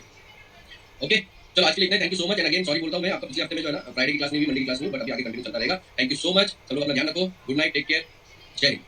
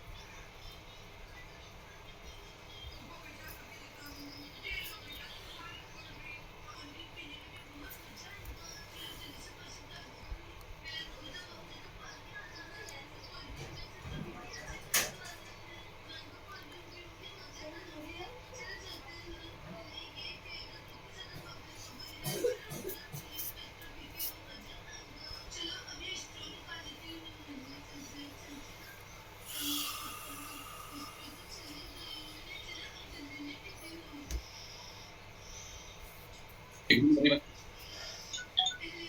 आप लोग का स्वागत है आज की हमारी ट्रेनिंग में। मैं आप लोगों का बहुत बहुत धन्यवाद करता हूँ आज आपने हमारी ट्रेनिंग अटेंड की।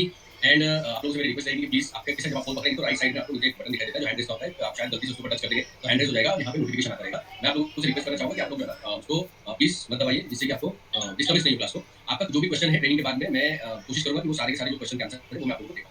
ठीक है, तो एक 5 मिनट का 5 से 10 मिनट का समय हम लोग लेंगे, जिससे कि हम लोग आगे कंटिन्यू कर पाएंगे। ठीक है ना?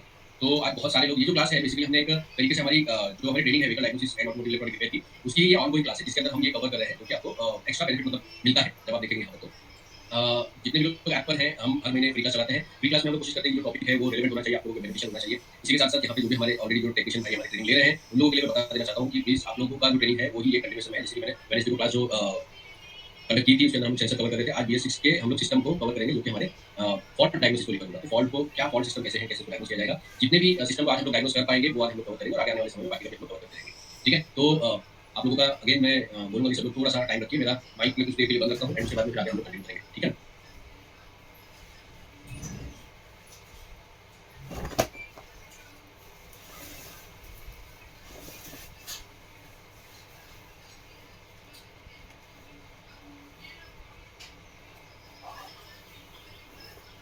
तो मैं आप लोगों से रिक्वेस्ट करना चाहूँगा कि प्लीज हैंड रेज मत कीजिए, क्योंकि अगर आप लोग हैंड रेज करेंगे तो फिर मुझे मतलब यहाँ डिस्टर्बेंस होगा सभी लोगों को। हम लोग ये टॉपिक जब मैं कवर करूँगा, टॉपिक कवर करने के बाद में मैं आप लोगों को टाइम दूंगा, जिससे कि उस टाइम पे आप लोगों के अगर कोई क्वेश्चन आप लोग पूछ सकते हो। ठीक है, जैसे मैंने बोला था हम 5 मिनट का टाइम, 5 से 10 मिनट का टाइम हम लोग लेंगे। 7:10 पे हम लोग एक्जैक्टली ट्रेनिंग शुरू कर देंगे। आप में से बहुत सारे लोगों के अगर कोई क्वेश्चन होंगे भी तो वो क्वेश्चन हम लोग जब मैं मेरा जो सेशन है उसको खत्म होगा उसके बाद हम लोग 30 मिनट्स का हमारा ये रखेंगे। ठीक है, इसी के साथ साथ मैं आप सभी लोगों को बता देना चाहता हूँ कि प्लीज हैंड रेज मत कीजिए फिलहाल के लिए। हैंड रेज करने के लिए आपका क्वेश्चन को मैं आप लोगों को टाइम दूंगा। दूसरा एक चीज इंपॉर्टेंट ये है कि हमारी ये ट्रेनिंग जो है ऐप के ऊपर जो लोग नए हैं, जिन लोगों को नहीं पता है, मैं आपको बता देता हूँ। हमारी ट्रेनिंग चलती है ऑटोमोटिव इलेक्ट्रॉनिक रिपेयर और व्हीकल डायग्नोसिस की। इसके अंदर कार के अंदर, ट्रक्स के अंदर जितने भी सिस्टम आते हैं उन सभी सिस्टम पे कैसे फॉल्ट फाइंडिंग, इलेक्ट्रॉनिक रिपेयर और व्हीकल अपना रूट कोज एनालिसिस करके उसको डायग्नोसिस वगैरह कैसे करना होता है, स्कैनिंग से लेकर की कोडिंग वगैरह, इससे पूरी ट्रेनिंग जो है हमारी चलती है। और इसी पे ऐप के ऊपर ये जो ट्रेनिंग है हमारी, ये 3 महीने 1 साल की ट्रेनिंग का मतलब वैलिडिटी होती है। इस वैलिडिटी में आप आराम से आपका जो कन्वीनिएंट टाइम उस पे क्लास ले सकते हैं। हमारी क्लास का टाइमिंग है जो लाइव चलती है वो 7 से 9 होता है सेम टाइम पे। जिस टाइम पे आप लोग ये ट्रेनिंग ले रहे हो इसी टाइम पे हमारी बाकी की क्लासेस भी चलती है। इसमें जो इंपॉर्टेंट चीज है वो ये है कि जब आप ये ट्रेनिंग कवर करते हो और आगे कंटिन्यू आप लोग ट्रेनिंग ले रहे होते हैं, इसमें आपको बेनिफिट क्या है कि हम जो फंडामेंटल है यानी इलेक्ट्रॉनिक रिपेयर हो गया, आपके सेंसर एक्चुएटर, ये जो हमको पूरा कवर किया है। साथ ही साथ सिस्टम टू सिस्टम हम जैसे ABS की डायग्नोसिस किस तरह करना है, आपका इलेक्ट्रॉनिक AC जो आती है इसमें क्लाइमेट कंट्रोल हो गया, BATC हो गया, इनको कैसे डायग्नोस करना है, ये भी पूरा इसके अंदर कवर किया हुआ है। 3 महीने की ट्रेनिंग है, 1 साल की ट्रेनिंग है। अगर आप 1 साल के लिए कंटिन्यू करना चाहते हैं तो उसमें आपको बहुत बढ़िया बेनिफिट मिलेगा। डिस्काउंट हम लोगों ने रखा हुआ है स्पेसिफिकली ये जो आज के दिन में जो ट्रेनिंग लेंगे उन लोगों के लिए हमने डिस्काउंट रखा हुआ है। अगर आप लोगों को ये ट्रेनिंग पसंद आती है आज की तो आप लोग रिकॉल कर सकते हो, जिसमें रेगुलर देखिए। तो दोस्तों ट्रेनिंग जो है इंपॉर्टेंट क्यों है उसको समझने वाली बात है।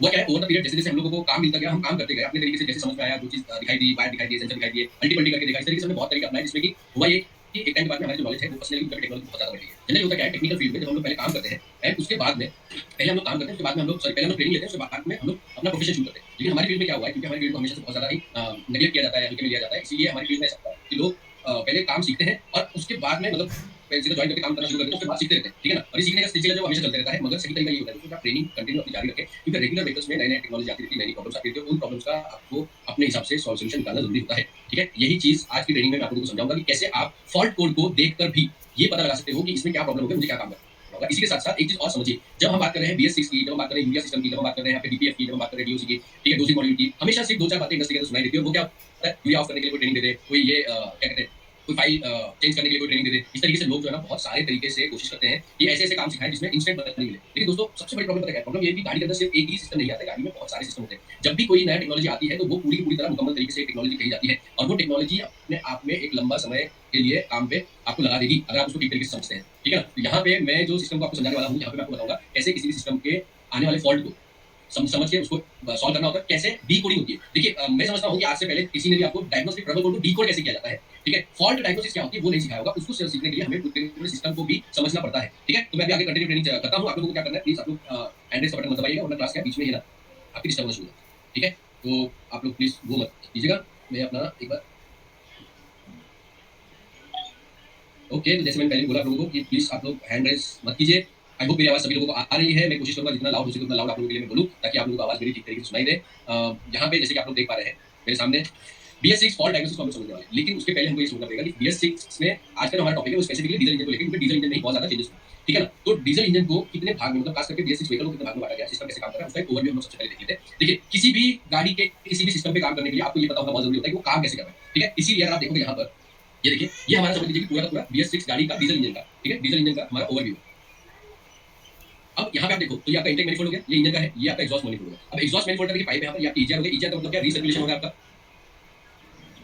रीसर्कुलेशन एग्जॉस्ट का फिर से इंटेक मैनिफोल्ड में जा रहा है, ठीक है। यहाँ पे आपका टर्बो है, टर्बो से हम क्या करें, बूस्ट पैदा करें और ये बूस्ट फिर से आपका कंप्रेसर के जरिए मास एफ्लो सेंसर और आपका इंटेक मैनिफोल्ड में यहाँ से चला जाता है, ठीक है ना। ये आपका मास एफ्लो सेंसर है, ये जो आप ब्लू वाला सिस्टम देख रहे हो ये सारा आपका इंटेक है, यहाँ से आपकी हवा आ रही है, और जो ग्रे वाला आप देख रहे हो ये आपका एग्जॉस्ट है, एग्जॉस्ट गैस है। अब आप अगर यहाँ पे देखोगे एग्जॉस्ट से हमारे बाहर निकलने के बाद में एक तो ईजीआर की हमारी बाईपास वाल होती है जिसको हम लोग आपका वेस्ट गेट भी कहते हैं, ठीक है। उसके बाद में टरबाइन आपका टर्बो का जो टरबाइन है उसको घुमा देता है। यहाँ पे आपका जो डीओसी होता है, डीओसी का फुल फॉर्म होता है डीजल ऑक्सीडेशन कैटलिस्ट, ठीक है, डीजल ऑक्सीडेशन कैटलिस्ट। इसके पहले होता है आपका T4 सेंसर और T5 सेंसर, ये होता है exhaust gas temperature sensor DOC के लिए, ठीक है। इसके बाद में देखिए यहाँ पे आपका दूसरी मॉड्यूल लगा हुआ है, ये आपका डीपीएफ हो गया, तो डीपीएफ आपका डीजल फिल्टर, ये आपका है नॉक्स सेंसर, और यहाँ पे आपके देखिए डिफरेंशियल सेंसर लगे हुए हैं, डिफरेंशियल प्रेशर सेंसर, ठीक है, जिसको हम लोग डीपीएस भी बोलते हैं, डिफरेंशियल प्रेशर सेंसर। जनरली ये आपका एक सेंसर यहाँ से दो होस्ट देगी है, ये आपका काम कर रहा है, ये आप लोगों को समझ में आ गया, ये आपका डीपीएस सेंसर है। और इसके बाद में यहाँ पे आ जाएगा आपका नॉक्स सेंसर, और इसके बाद शुरू होता है एग्जॉस्ट आफ्टर ट्रीटमेंट सिस्टम। तो मैं फिलहाल के लिए किसी का हैंडल नहीं करूंगा। एग्जॉस्ट आफ्टर ट्रीटमेंट सिस्टम यहाँ पे हमारे ये जैसे कि आपने देखा ये डोजिंग मॉड्यूल है, यहीं पर आपका जो है पूरा एससीआर सिस्टम होता है। डोजिंग मॉड्यूल डीपीएफ हो गया आपका, डीपीएफ के बाद में आपका ये डोजिंग मॉड्यूल इंटरफेस पे हो जाएगा, यहाँ पर एससीआर है, ये लास्ट में ऑक्सीजन। तो यहाँ पे आपका एग्जॉस्ट, ये जो पूरा सिस्टम आप देख रहे हो इसको हम लोग बोलते हैं एग्जॉस्ट आफ्टर ट्रीटमेंट सिस्टम, ठीक है। तो अब यहाँ पर अगर हम लोग देखें तो देखिए एक तरफ आपका ये है आपका इंजन लेवल चेंजेस और ये है आपका एग्जॉस्ट लेवल चेंजेस, ये BS6 के इंजन पे खत्म हुआ, ठीक है ना। यहाँ पे क्या है देखो, जो भी आपके नॉर्मल वॉल्स होती थी, आपके टर्बो हो गए, इंजेक्टर हो गए, थ्रॉटल्स हो गए, ये सारे सिस्टम अपग्रेड हुए। यहाँ पे क्या हुआ है, इंजन साइड में अपग्रेड हुआ है। मैं इसका ओवरव्यू दे रहा हूँ, तो प्लीज आप लोग हैंड रेस मत कीजिए, क्योंकि अगर आप लोग हैंड रेस करोगे ना तो आपको मैं भी फिलहाल किसी का भी माइक ऑन नहीं करूंगा, जैसे ट्रेन करूंगा उसके बाद में प्लीज आप लोग ट्रेनिंग को डिस्टर्ब मत कीजिए, आप लोग आराम से बैठे रहिए, मैं यहाँ पे आके कंटिन्यू करूंगा, ठीक है। यहाँ पे इंजन साइड पे अपग्रेड हुआ है, यानी प्लंजर पंप हमारा पहले भी होता था, ईजीआर पहले भी था, टर्बो पहले भी था, BS4 में इंजेक्टर पहले भी था, थ्रॉटल पहले भी था, आपका इससे पहले भी। लेकिन अगर आप देखो तो डीओसी एलएनटी, अब एलएनटी जो है ना BS6 फेज 2 में एलएनटी बंद हो गया, अब एलएनटी नहीं आता किसी भी गाड़ी के अंदर, इंडियन गवर्नमेंट का लॉ। इसके बाद आपका differential pressure sensor, T21 sensor, liquid flow sensor होता है आपका, T3 sensor, exhaust gas temperature sensor, ठीक है, ये आपका T4 T5 sensor, Knox sensor हो गया आपका, लैम्डा सेंसर हो गया, और ये आपका डोजिंग मॉड्यूल हो गया। ये सब चीजें आपको नहीं देखने के लिए, ठीक है। अब सिस्टम को हम तीन तरीके से समझेंगे जिससे कि हमको ये पता चल सके फॉल्ट आ रहा है तो किस चीज से आ रहा है। सबसे बड़ी प्रॉब्लम ये है कि हमको यही पता होता है डीटीसी बना है तो किस कारण से बना है, और मैं आप लोगों को डीटीसी दिखाऊंगा जिससे कि आप लोगों को ये डाउट नहीं रहे कि कौन से सिस्टम से डीटीसी आ रहा है, उनका क्या आपस में लेना देना है, ठीक है ना। ये देखिए सबसे पहले आता है आपका इंजन मैनेजमेंट सिस्टम। अब इंजन मैनेजमेंट सिस्टम में क्या देखो, ये पूरा का पूरा आपका एयर सिस्टम हो गया, ये जो पूरा लाइन है ये आपका है एक्चुएटर, ठीक है, और ये है आपका सेंसर, बीच में आपका ईसीएम है, ठीक है। अब आप अगर देखोगे तो ये जो पूरी लाइन है, पहला वाला बॉक्स जो है ये हमारी है एयरलाइन या एयर सिस्टम बोल सकते हैं, जिसके अंदर मास एफ्लो सेंसर आता है, VGT एक्चुएटर। VGT का फुल फॉर्म होता है आप लोगों को नहीं पता है तो ई का मतलब हो गया, यहाँ पे देखिए आप लोग देख पा रहे होंगे, ई का मतलब होता है इलेक्ट्रॉनिक वेरिएबल ज्योमेट्री टर्बो, ठीक है। कितने टाइप के टर्बो आते हैं, टर्बो को कैसे डायग्नोस करना है, क्या फॉल्ट बनता है, कितने सेंसर होते हैं, एक्चुएटर क्या होता है, इलेक्ट्रॉनिक क्या होता है, वेस्ट क्या होता है, ये पूरी क्लास मैंने बनाई हुई है ऑलरेडी, इस कोर्स के अंदर आपको मिल जाता है, आप लोग इन्वॉल्व करते हो तो, ठीक है। इसके बाद आता है बूस्ट एयर टेंपरेचर सेंसर, ठीक है, ये भी एयर रिलेटेड, याद रखिए आपकी लाइन एयर रिलेटेड। इसके बाद एयर प्रेशर सेंसर आ गया, ईजीआर वॉल आ गई आपकी, ईजीआर वॉल का पोजीशन सेंसर है, ठीक है। इसके बाद थ्रॉटल पोजीशन सेंसर, इस तरीके से आपके 1 2 3 4 5 6 सेंसर सिर्फ आपके एयरलाइन के लिए है BS6 इंजन में। उसके बाद आप अगर देखोगे तो यहाँ पे आपका 4 एक्चुएटर है, ये एयरलाइन में ही देखिए 4 एक्चुएटर है और आपके 6 सेंसर है। इसलिए याद रखिए जब भी आप किसी गाड़ी में देखोगे तो आप देखोगे कि most of the time sensor ज्यादा होते हैं, आपके एक्चुएटर होते हैं कम, ठीक है। यहाँ पे अगर आप देखो फ्यूल लाइन में ये वाला हिस्सा हमारा है फ्यूल लाइन। अब यहाँ पे हम लोग इंजन मैनेजमेंट हम एग्जॉस्ट सिस्टम में गए नहीं, ठीक है। तो आपका फ्यूल प्रेशर सेंसर आ गया, वाटर फ्यूल सेंसर आ गया, फ्यूल टेंपरेचर सेंसर आ गया, ठीक है। ये सारा आपका फ्यूल लाइन में सेंसर। आउटपुट में आप देखोगे तो इंटेक फ्यूल पंप रिले, ठीक है, ये आउटपुट पे जा रहा है, मीटरिंग यूनिट और फ्यूल इंजेक्टर, ये आपके यहाँ पे तीन सिस्टम यहाँ पर आपके मीटरिंग यूनिट के साथ में फ्यूल कंट्रोल यूनिट और मीटरिंग यूनिट जो भी है आपका आ जाता है। प्रेशर कंट्रोल यूनिट आ सकता है, DRV हो सकती है, तो ये तीन इसके आउटपुट हो गए 1 2 एंड 3 फ्यूल लाइन में, और तीन ही यहाँ पर हमको देखने के लिए मिला है इनपुट, ठीक है। ये एरो से ये जो आपको तीर दिखाई दे रहा है इसे आप समझ सकते हैं, ठीक है। इसके बाद में आता है स्टार्टिंग सिस्टम, ये है हमारा स्टार्टिंग सिस्टम।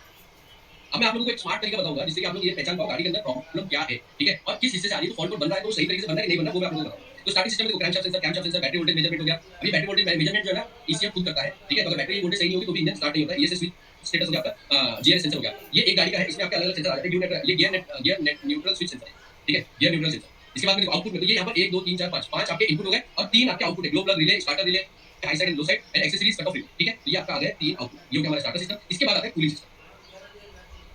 अब अगर आप किसी भी BS6 नहीं, अगर आपका नॉर्मल गाड़ी भी होगी ना उसमें 4 सिस्टम इंजन में होते हैं, ठीक है। और ECM के अंदर जो सर्किट होता है वो भी सर्किट इसी तरीके से बनता है, गाड़ी में जो मैपिंग की जाती है वो भी इसी तरीके से की जाती है। कूलिंग सिस्टम के लिए पूरे सिस्टम को चलाने के लिए सिर्फ एक सेंसर होता है जो होता है कूलेंट टेंपरेचर सेंसर। इसके बाद अगर आप आउटपुट देखोगे तो आउटपुट में देखो आपका हाई स्पीड फैन और लो स्पीड फैन दोनों यहाँ पर आउटपुट है, सिंगल इनपुट है, इलेक्ट्रॉनिक थ्रॉटल सॉरी इलेक्ट्रॉनिक आपका इंजन कूलेंट टेंपरेचर सेंसर और आपके फैन। अब देखो आपको एक चीज समझा, ठीक है। यहाँ पे क्या है, अगर आपकी गाड़ी के अंदर सिम्टम आपके नो एक्सेलरेशन, तो आपका नो एक्सेलरेशन हो गया, आपका पुअर एक्सेलरेशन हुआ यानी गाड़ी झटके ले रही है, ठीक तरीके से काम नहीं कर रही है, ये सारी सिस्टम अगर है आपके प्रॉब्लम तो वो सारा एयरलाइन रिलेटेड होता है। 90% टाइम गाड़ी में प्रॉब्लम अगर आती है और गाड़ी बंद होती है तो उस टाइम पे 90% टाइम एयरलाइन में प्रॉब्लम नहीं होती है दोनों तरफ, अंटिल अनलेस आपका जो एक्चुएटर यानी थ्रॉटल हो गया, थ्रॉटल वॉल, ईजीआर वॉल हो गया आपका, ये सब अगर पूरी तरह जाम नहीं हो जाती, मतलब क्लोज में बंद नहीं हुई है। किसी भी वॉल की खराब होने की दो पोजीशन होती है, एक होता है वो ओपन में खराब हो गया, दूसरा होता है क्लोज में खराब हो गया। अगर वो क्लोज में खराब हो गया तो जब आप इंजन स्टार्ट करोगे तो जो ECM वहां से इनपुट देता है जिससे कि आइडल कंट्रोल हो सके, यानी वॉल थोड़ी सी खुल जाएगी, वो नहीं खुलती, जिसमें से ब्रीथिंग हवा अंदर आती है और गाड़ी चालू नहीं होती है, ठीक है ना। तो ये जो प्रॉब्लम है ये होती है तब जब आपका एक्चुएटर खराब है, लेकिन सेंसर साइड में अगर कोई भी प्रॉब्लम होती है तो इस केस में आपकी गाड़ी बंद नहीं पड़ती, ठीक है ना। इसके बाद में देखो फ्यूल रेट प्रेशर सेंसर हो गया आपका, फ्यूल लाइन में कोई भी प्रॉब्लम होगी आपकी, चाहे वो आपके वाटर एंड फ्यूल सेंसर, देखो वाटर एंड फ्यूल सेंसर में क्या होता है, आपका जो इंजन है वो लिंक पोर्ट में चला जाता है। लिंक पोर्ट का मतलब क्या होता है, एक्सेलरेशन बंद कर देगा, ठीक है। फ्यूल टेम्परेचर सेंसर होगा, इसमें भी लिंक पोर्ट में चला जाता है। ये आपका फ्यूल प्रेशर सेंसर होगा, इसमें भी गाड़ी बंद नहीं पड़ती पूरी तरह से, ठीक है। इसमें क्या होता है, सेंसर अगर खराब है आपका, इंजन स्टार्ट होगा, स्टार्ट होने के बाद ईसीएम को जब सही तरीके से फ्यूल का प्रेशर नहीं मिलेगा तो उसको डेड कर देगा, बंद कर देगा, ठीक है। अगर हम लोग एक्चुअल साइड में देखें तो यहाँ पर क्या होगा, इंटेक फ्यूल पंप रिले, अगर आपका पंप रिले काम नहीं कर रहा है, गाड़ी डेड होगी, ठीक है। Fuel control unit, metering unit, अगर आपका डीआरवी, अच्छा इसमें क्या है ना, ये जो यूनिट है और वॉल है, इसमें एक चीज इंपॉर्टेंट क्या होती है कि आपका अगर वॉल है तो वॉल की दो पोजीशन, एक ओपन में खराब हो गया, एक क्लोज में खराब हो गई। अगर वो ओपन में खराब हो गई है तो लो प्रेशर का कंटीन्यूअसली फॉल्ट आता है, सॉरी हाई प्रेशर का फॉल्ट आता है, सॉरी लो प्रेशर का फॉल्ट आता रहेगा। लेकिन अगर वो क्लोज में बंद हो गई तो हाई प्रेशर का फॉल्ट आएगा, गाड़ी चालू नहीं होगी, ठीक है। इसके बाद फ्यूल इंजेक्टर में कोई भी प्रॉब्लम आती है तो वो भी डिपेंड करता है कितने इंजेक्टर में प्रॉब्लम आई तो गाड़ी चालू नहीं होगी, अगर दो से ज्यादा इंजेक्टर में फॉल्ट आता है। इसके बाद स्टार्टिंग सिस्टम में देखो आपका क्रैंकशाफ्ट पोजीशन सेंसर है, कैमशाफ्ट में गाड़ी डेड नहीं होती है, क्रैंकशाफ्ट में गाड़ी स्टार्ट होती है, क्योंकि क्रैंक की पोजीशन नहीं मिलेगी तो इससे उसको बंद कर देता है, लेकिन पूरी तरह से डेड नहीं होती है। इसके बाद बैटरी वोल्टेज, ऑब्वियसली अगर आपकी बैटरी वोल्टेज 10.5 वोल्टेज से नीचे चली जाएगी तो इससे उसको स्टार्ट नहीं करने देगा, ठीक है। इसके बाद आता है आपका ईएसएस स्विच। अब ये ईएसएस स्विच जो है ना, ये क्या है, वो इस गाड़ी का ये सर्किट का है, आप रियर न्यूट्रल स्विच है, बहुत सारी गाड़ी में मैंडेटरी कर दिया गया है कि अगर आपका रियर न्यूट्रल स्विच नहीं है तो गाड़ी स्टार्ट नहीं होगी, ठीक है ना। तो यहाँ पे देखो ग्लो प्लग रिले हो गया, अगर ये खराब हो गया आपका गाड़ी स्टार्ट नहीं होगी। स्टार्टर रिले हाई साइड आपका अगर खराब हो गया तो चालू नहीं होगी। एक्सेसरी कट ऑफ रिले, इसमें भी ये सारी प्रॉब्लम्स आती है, ठीक है। इसका कूलेंट टेम्परेचर सेंसर में भी आपकी गाड़ी जो है वो पूरी तरह बंद नहीं पड़ती, डिपेंड करता है इस बात पे कि जो आपकी थर्मोस्टेट वॉल्व में तो प्रॉब्लम है, सेंसर डेड है तो उस केस में बहुत सारी गाड़ी में आपका फैन डायरेक्ट हो जाता है और आप जैसे इग्निशन ऑन करोगे फैन डायरेक्ट हो जाएगा, इंजन स्टार्ट करो फैन डायरेक्ट हो जाएगा, जिससे कि कंटीन्यूअसली कूलिंग चलती है, ठीक है ना। इसमें भी ज्यादा प्रॉब्लम नहीं आती है, लेकिन आपका फैन रिले जो है ये ओवरहीटिंग के बाद ही बंद होता है, ठीक है ना। तो ये हो गया आपका जिसमें इंजन मैनेजमेंट सिस्टम में मैंने 4 सिस्टम आपको बताया। याद रखिए, अगर आप लोग गाड़ी के सिस्टम को अलग अलग करके अगर देखोगे, वो कहते हैं ना कि अगर आप चाहते हो किसी चीज को बहुत डिटेल में समझना तो आपको उसको थोड़ा अलग अलग करना पड़ता है, थोड़ा बांटना पड़ता है, उसके बाद में आप उसको सही तरीके से समझ पाओगे। अब देखिए इसके बाद में हमारा सिस्टम आता है जो होता है आफ्टर ट्रीटमेंट एग्जॉस्ट सिस्टम। इसको जो है ना डीजल गाड़ी में ईट्स भी बोला जाता है, क्या बोला जाता है, it's, exhaust after treatment system, ठीक है। अब यहाँ पे देखिए, यहाँ पे आपका DOC upstream T4 temperature sensor आ गया, जैसे मैंने आपको बताया, this is T4 temperature sensor. इसके बाद में DOC downstream T5 temperature sensor, दो तरीके का यहाँ पे मैंने आपको बताया, देखिए ये आपका T4 सेंसर है, ये T5 सेंसर है, ठीक है। तो यहाँ पर इनपुट हो गया, ये कौन सा है, ये DOC and DPF monitoring system. इसके बाद में आता है आपका differential pressure sensor. Differential pressure sensor common होता है, दो होस पाइप्स होते हैं उसके, जो एक डीपीएफ के पहले लगा होता है, डीपीएफ के बाद में लगा। आउटपुट अगर आप यहाँ पे देखो तो कोई आउटपुट यहाँ पर नहीं होता, ये सिर्फ सिग्नल ले रहा होता है, क्योंकि दो फिल्टर है, डीओसी और आपका डीपीएफ। ये फिल्टर कोई एक्चुएटर नहीं है, तो यहाँ पे किसी भी तरीके का कोई एक्चुएटर इस्तेमाल नहीं होता है। यहाँ पे एक चीज क्लियर कर देना चाहता हूँ, लोगों को अभी भी बहुत ज्यादा डाउट है इस बात को लेकर कि यूरिया डाला जाता है डीपीएफ के अंदर। कोई यूरिया वगैरह नहीं डाला जाता है डीपीएफ के अंदर, प्लीज अपने ऊपर और गाड़ियों के ऊपर मेहरबानी करो, ऐसा परेशान मत करो, ना खुद को परेशान करो, ना ही गाड़ी के कस्टमर को परेशान करो। सिस्टम को ठीक तरीके से समझ के लो। मैंने पूरी क्लास में डिटेल में सारे सिस्टम समझाए हुए हैं, क्योंकि ये ट्रेनिंग 2 घंटे में नहीं खत्म होती है, इनको डिटेल में समझाना जरूरी होता है। तो एक एक टॉपिक के ऊपर मैंने 2-2 घंटे की क्लास बनाई हुई है, ठीक है। अब देखिए यहाँ पे आता है आपका diesel exhaust fluid ultrasonic level sensor. ये जो है आपका, ये आपके यूरिया का जो पंप होता है, यूरिया पंप में लगा होता है, ये लेवल सेंसर यूरिया का। डीएफ का फुल फॉर्म क्या होता है, डीएफ का फुल फॉर्म होता है डीजल एग्जॉस्ट फ्लूइड, फ्लूइड मतलब लिक्विड, ठीक है। तो डीएफ टैंक टेम्परेचर सेंसर, यहाँ पे एक टैंक का टेम्परेचर सेंसर भी आता है, मैं आगे आप लोगों को दिखाऊंगा। ये दो इनपुट है, ठीक है। ये क्या है आपका एससीआर सिस्टम। अब ये हाइड्रोलिक सिस्टम है, ठीक है ना, तो इसके अंदर इलेक्ट्रॉनिक आपका सिस्टम नहीं है। ये देखो आपका एससीआर का रिले, यानी जो आपका कंट्रोल यूनिट है पंप, उसका relay, DF supply pump, backup flow pump, ये डोजिंग मॉड्यूल, ठीक है, dosing module, coolant, electronic water pump, ये आपके 4 आउटपुट हो गए। अब वैसे आप अगर यहाँ पे देखोगे तो डाउनस्ट्रीम नॉक्स सेंसर, अभी नॉक्स सेंसर कहाँ पे लगा होता है, नॉक्स सेंसर लगा होता है डीजल एग्जॉस्ट फ्लूइड, आपका एससीआर का जो फिल्टर होता है, फिल्टर के बाद, ठीक है। अब देखो कितना सिंपल सा फंडा है, यहाँ पे दो सिस्टम हम लोग कवर करें, ये पे हो गया डीओसी प्लस डीपीएफ, ठीक है। तो यहाँ पे हमारा हो गया यूरिया का सिस्टम, जिसके अंदर पंप आ गया, डोजर आ गया, ये सब इसके अंदर आ गया। अब इसका इनपुट क्या है, यहाँ पर ये वाली गाड़ी में इतना ही है, लेकिन बाकी में क्या होता है, यहाँ पे एग्जॉस्ट टेम्परेचर सेंसर आता है, जो आपके डोजर पे होता है एग्जॉस्ट टेम्परेचर सेंसर, और यहाँ पे एक और इनपुट होता है बाकी गाड़ी में, जो होता है यूरिया इंजेक्टर, और एक और यहाँ पर इनपुट आता है जो होता है यूरिया क्वालिटी सेंसर। अब मैंने जो आज के दिन में जो इसका ये लेआउट लिया हुआ है, ठीक है, इसको ब्लॉक डायग्राम बोलते हैं, जो ब्लॉक डायग्राम मैंने लिया हुआ है, इसके अंदर ये वाला नहीं है, लेकिन इनपुट यूरिया क्वालिटी सेंसर का है। अब ये इनपुट हो गया यहाँ पर, यहाँ पे डोजिंग मॉड्यूल जो आपने देखा, ये भी यहाँ पर आ जाता है। इसी के साथ साथ आपका जो डीओसी होता है, डीओसी का भी ट्रीटमेंट के लिए लिक्विड यूज किया जाता है, लेकिन इंडिया में हर गाड़ी में यूज नहीं किया जाता, इसके लिए उसको मैंने यहाँ पर कवर नहीं किया है, लेकिन आप लोगों को मेरी जो क्लास बनाई है उसके अंदर मैंने कवर किया, ठीक है। इसके बाद एक और सिस्टम है जो आप यहाँ पर देख सकते हो, ये हमारा होता है जिसको हम लोग बोलते हैं आपका एडिशनल इंजन इलेक्ट्रॉनिक, जिसके अंदर आपका ऑयल प्रेशर सेंसर आ गया, रेफ्रिजरेटर प्रेशर सेंसर आ गया आपका एसी के लिए, और आपका एसी का एसी स्विच, ठीक है, और ये एसी कंप्रेसर रिले, ये स्पेसिफिकली आपका एसी के लिए आता है, एक्सेसरीज के लिए, ठीक है। तो मैं अभी हैंडल्स किसी का भी नहीं कर रहा हूँ, प्लीज आप लोग करेंगे, ओके। तो आई होप सिस्टम आप लोगों को समझ में आ गया होगा। भले ही BS6 गाड़ी है, उसके अंदर इंजन मैनेजमेंट का सिस्टम अपना अलग हो गया है, ठीक है। साथ ही के साथ आपका जो आफ्टर ट्रीटमेंट सिस्टम है, उसका सिस्टम पूरा अलग हो गया है। अब हम लोग क्या करेंगे, हम लोग आज के दिन में सिर्फ आफ्टर ट्रीटमेंट के फॉल्ट को समझेंगे, आफ्टर ट्रीटमेंट के फॉल्ट किस तरह से काम करते हैं बस उसको समझेंगे, क्योंकि हमारे पास में लिमिटेड टाइम होता है। इस लिमिटेड टाइम में हम चाहते हैं कि आपको जो भी हो सके मैक्सिमम वैल्यू यहाँ पर दे सकें, ठीक है। तो प्लीज हैंडल मत कीजिए कोई भी, क्योंकि मैं अभी के लिए किसी का भी ये नहीं कवर करने वाला, ठीक है।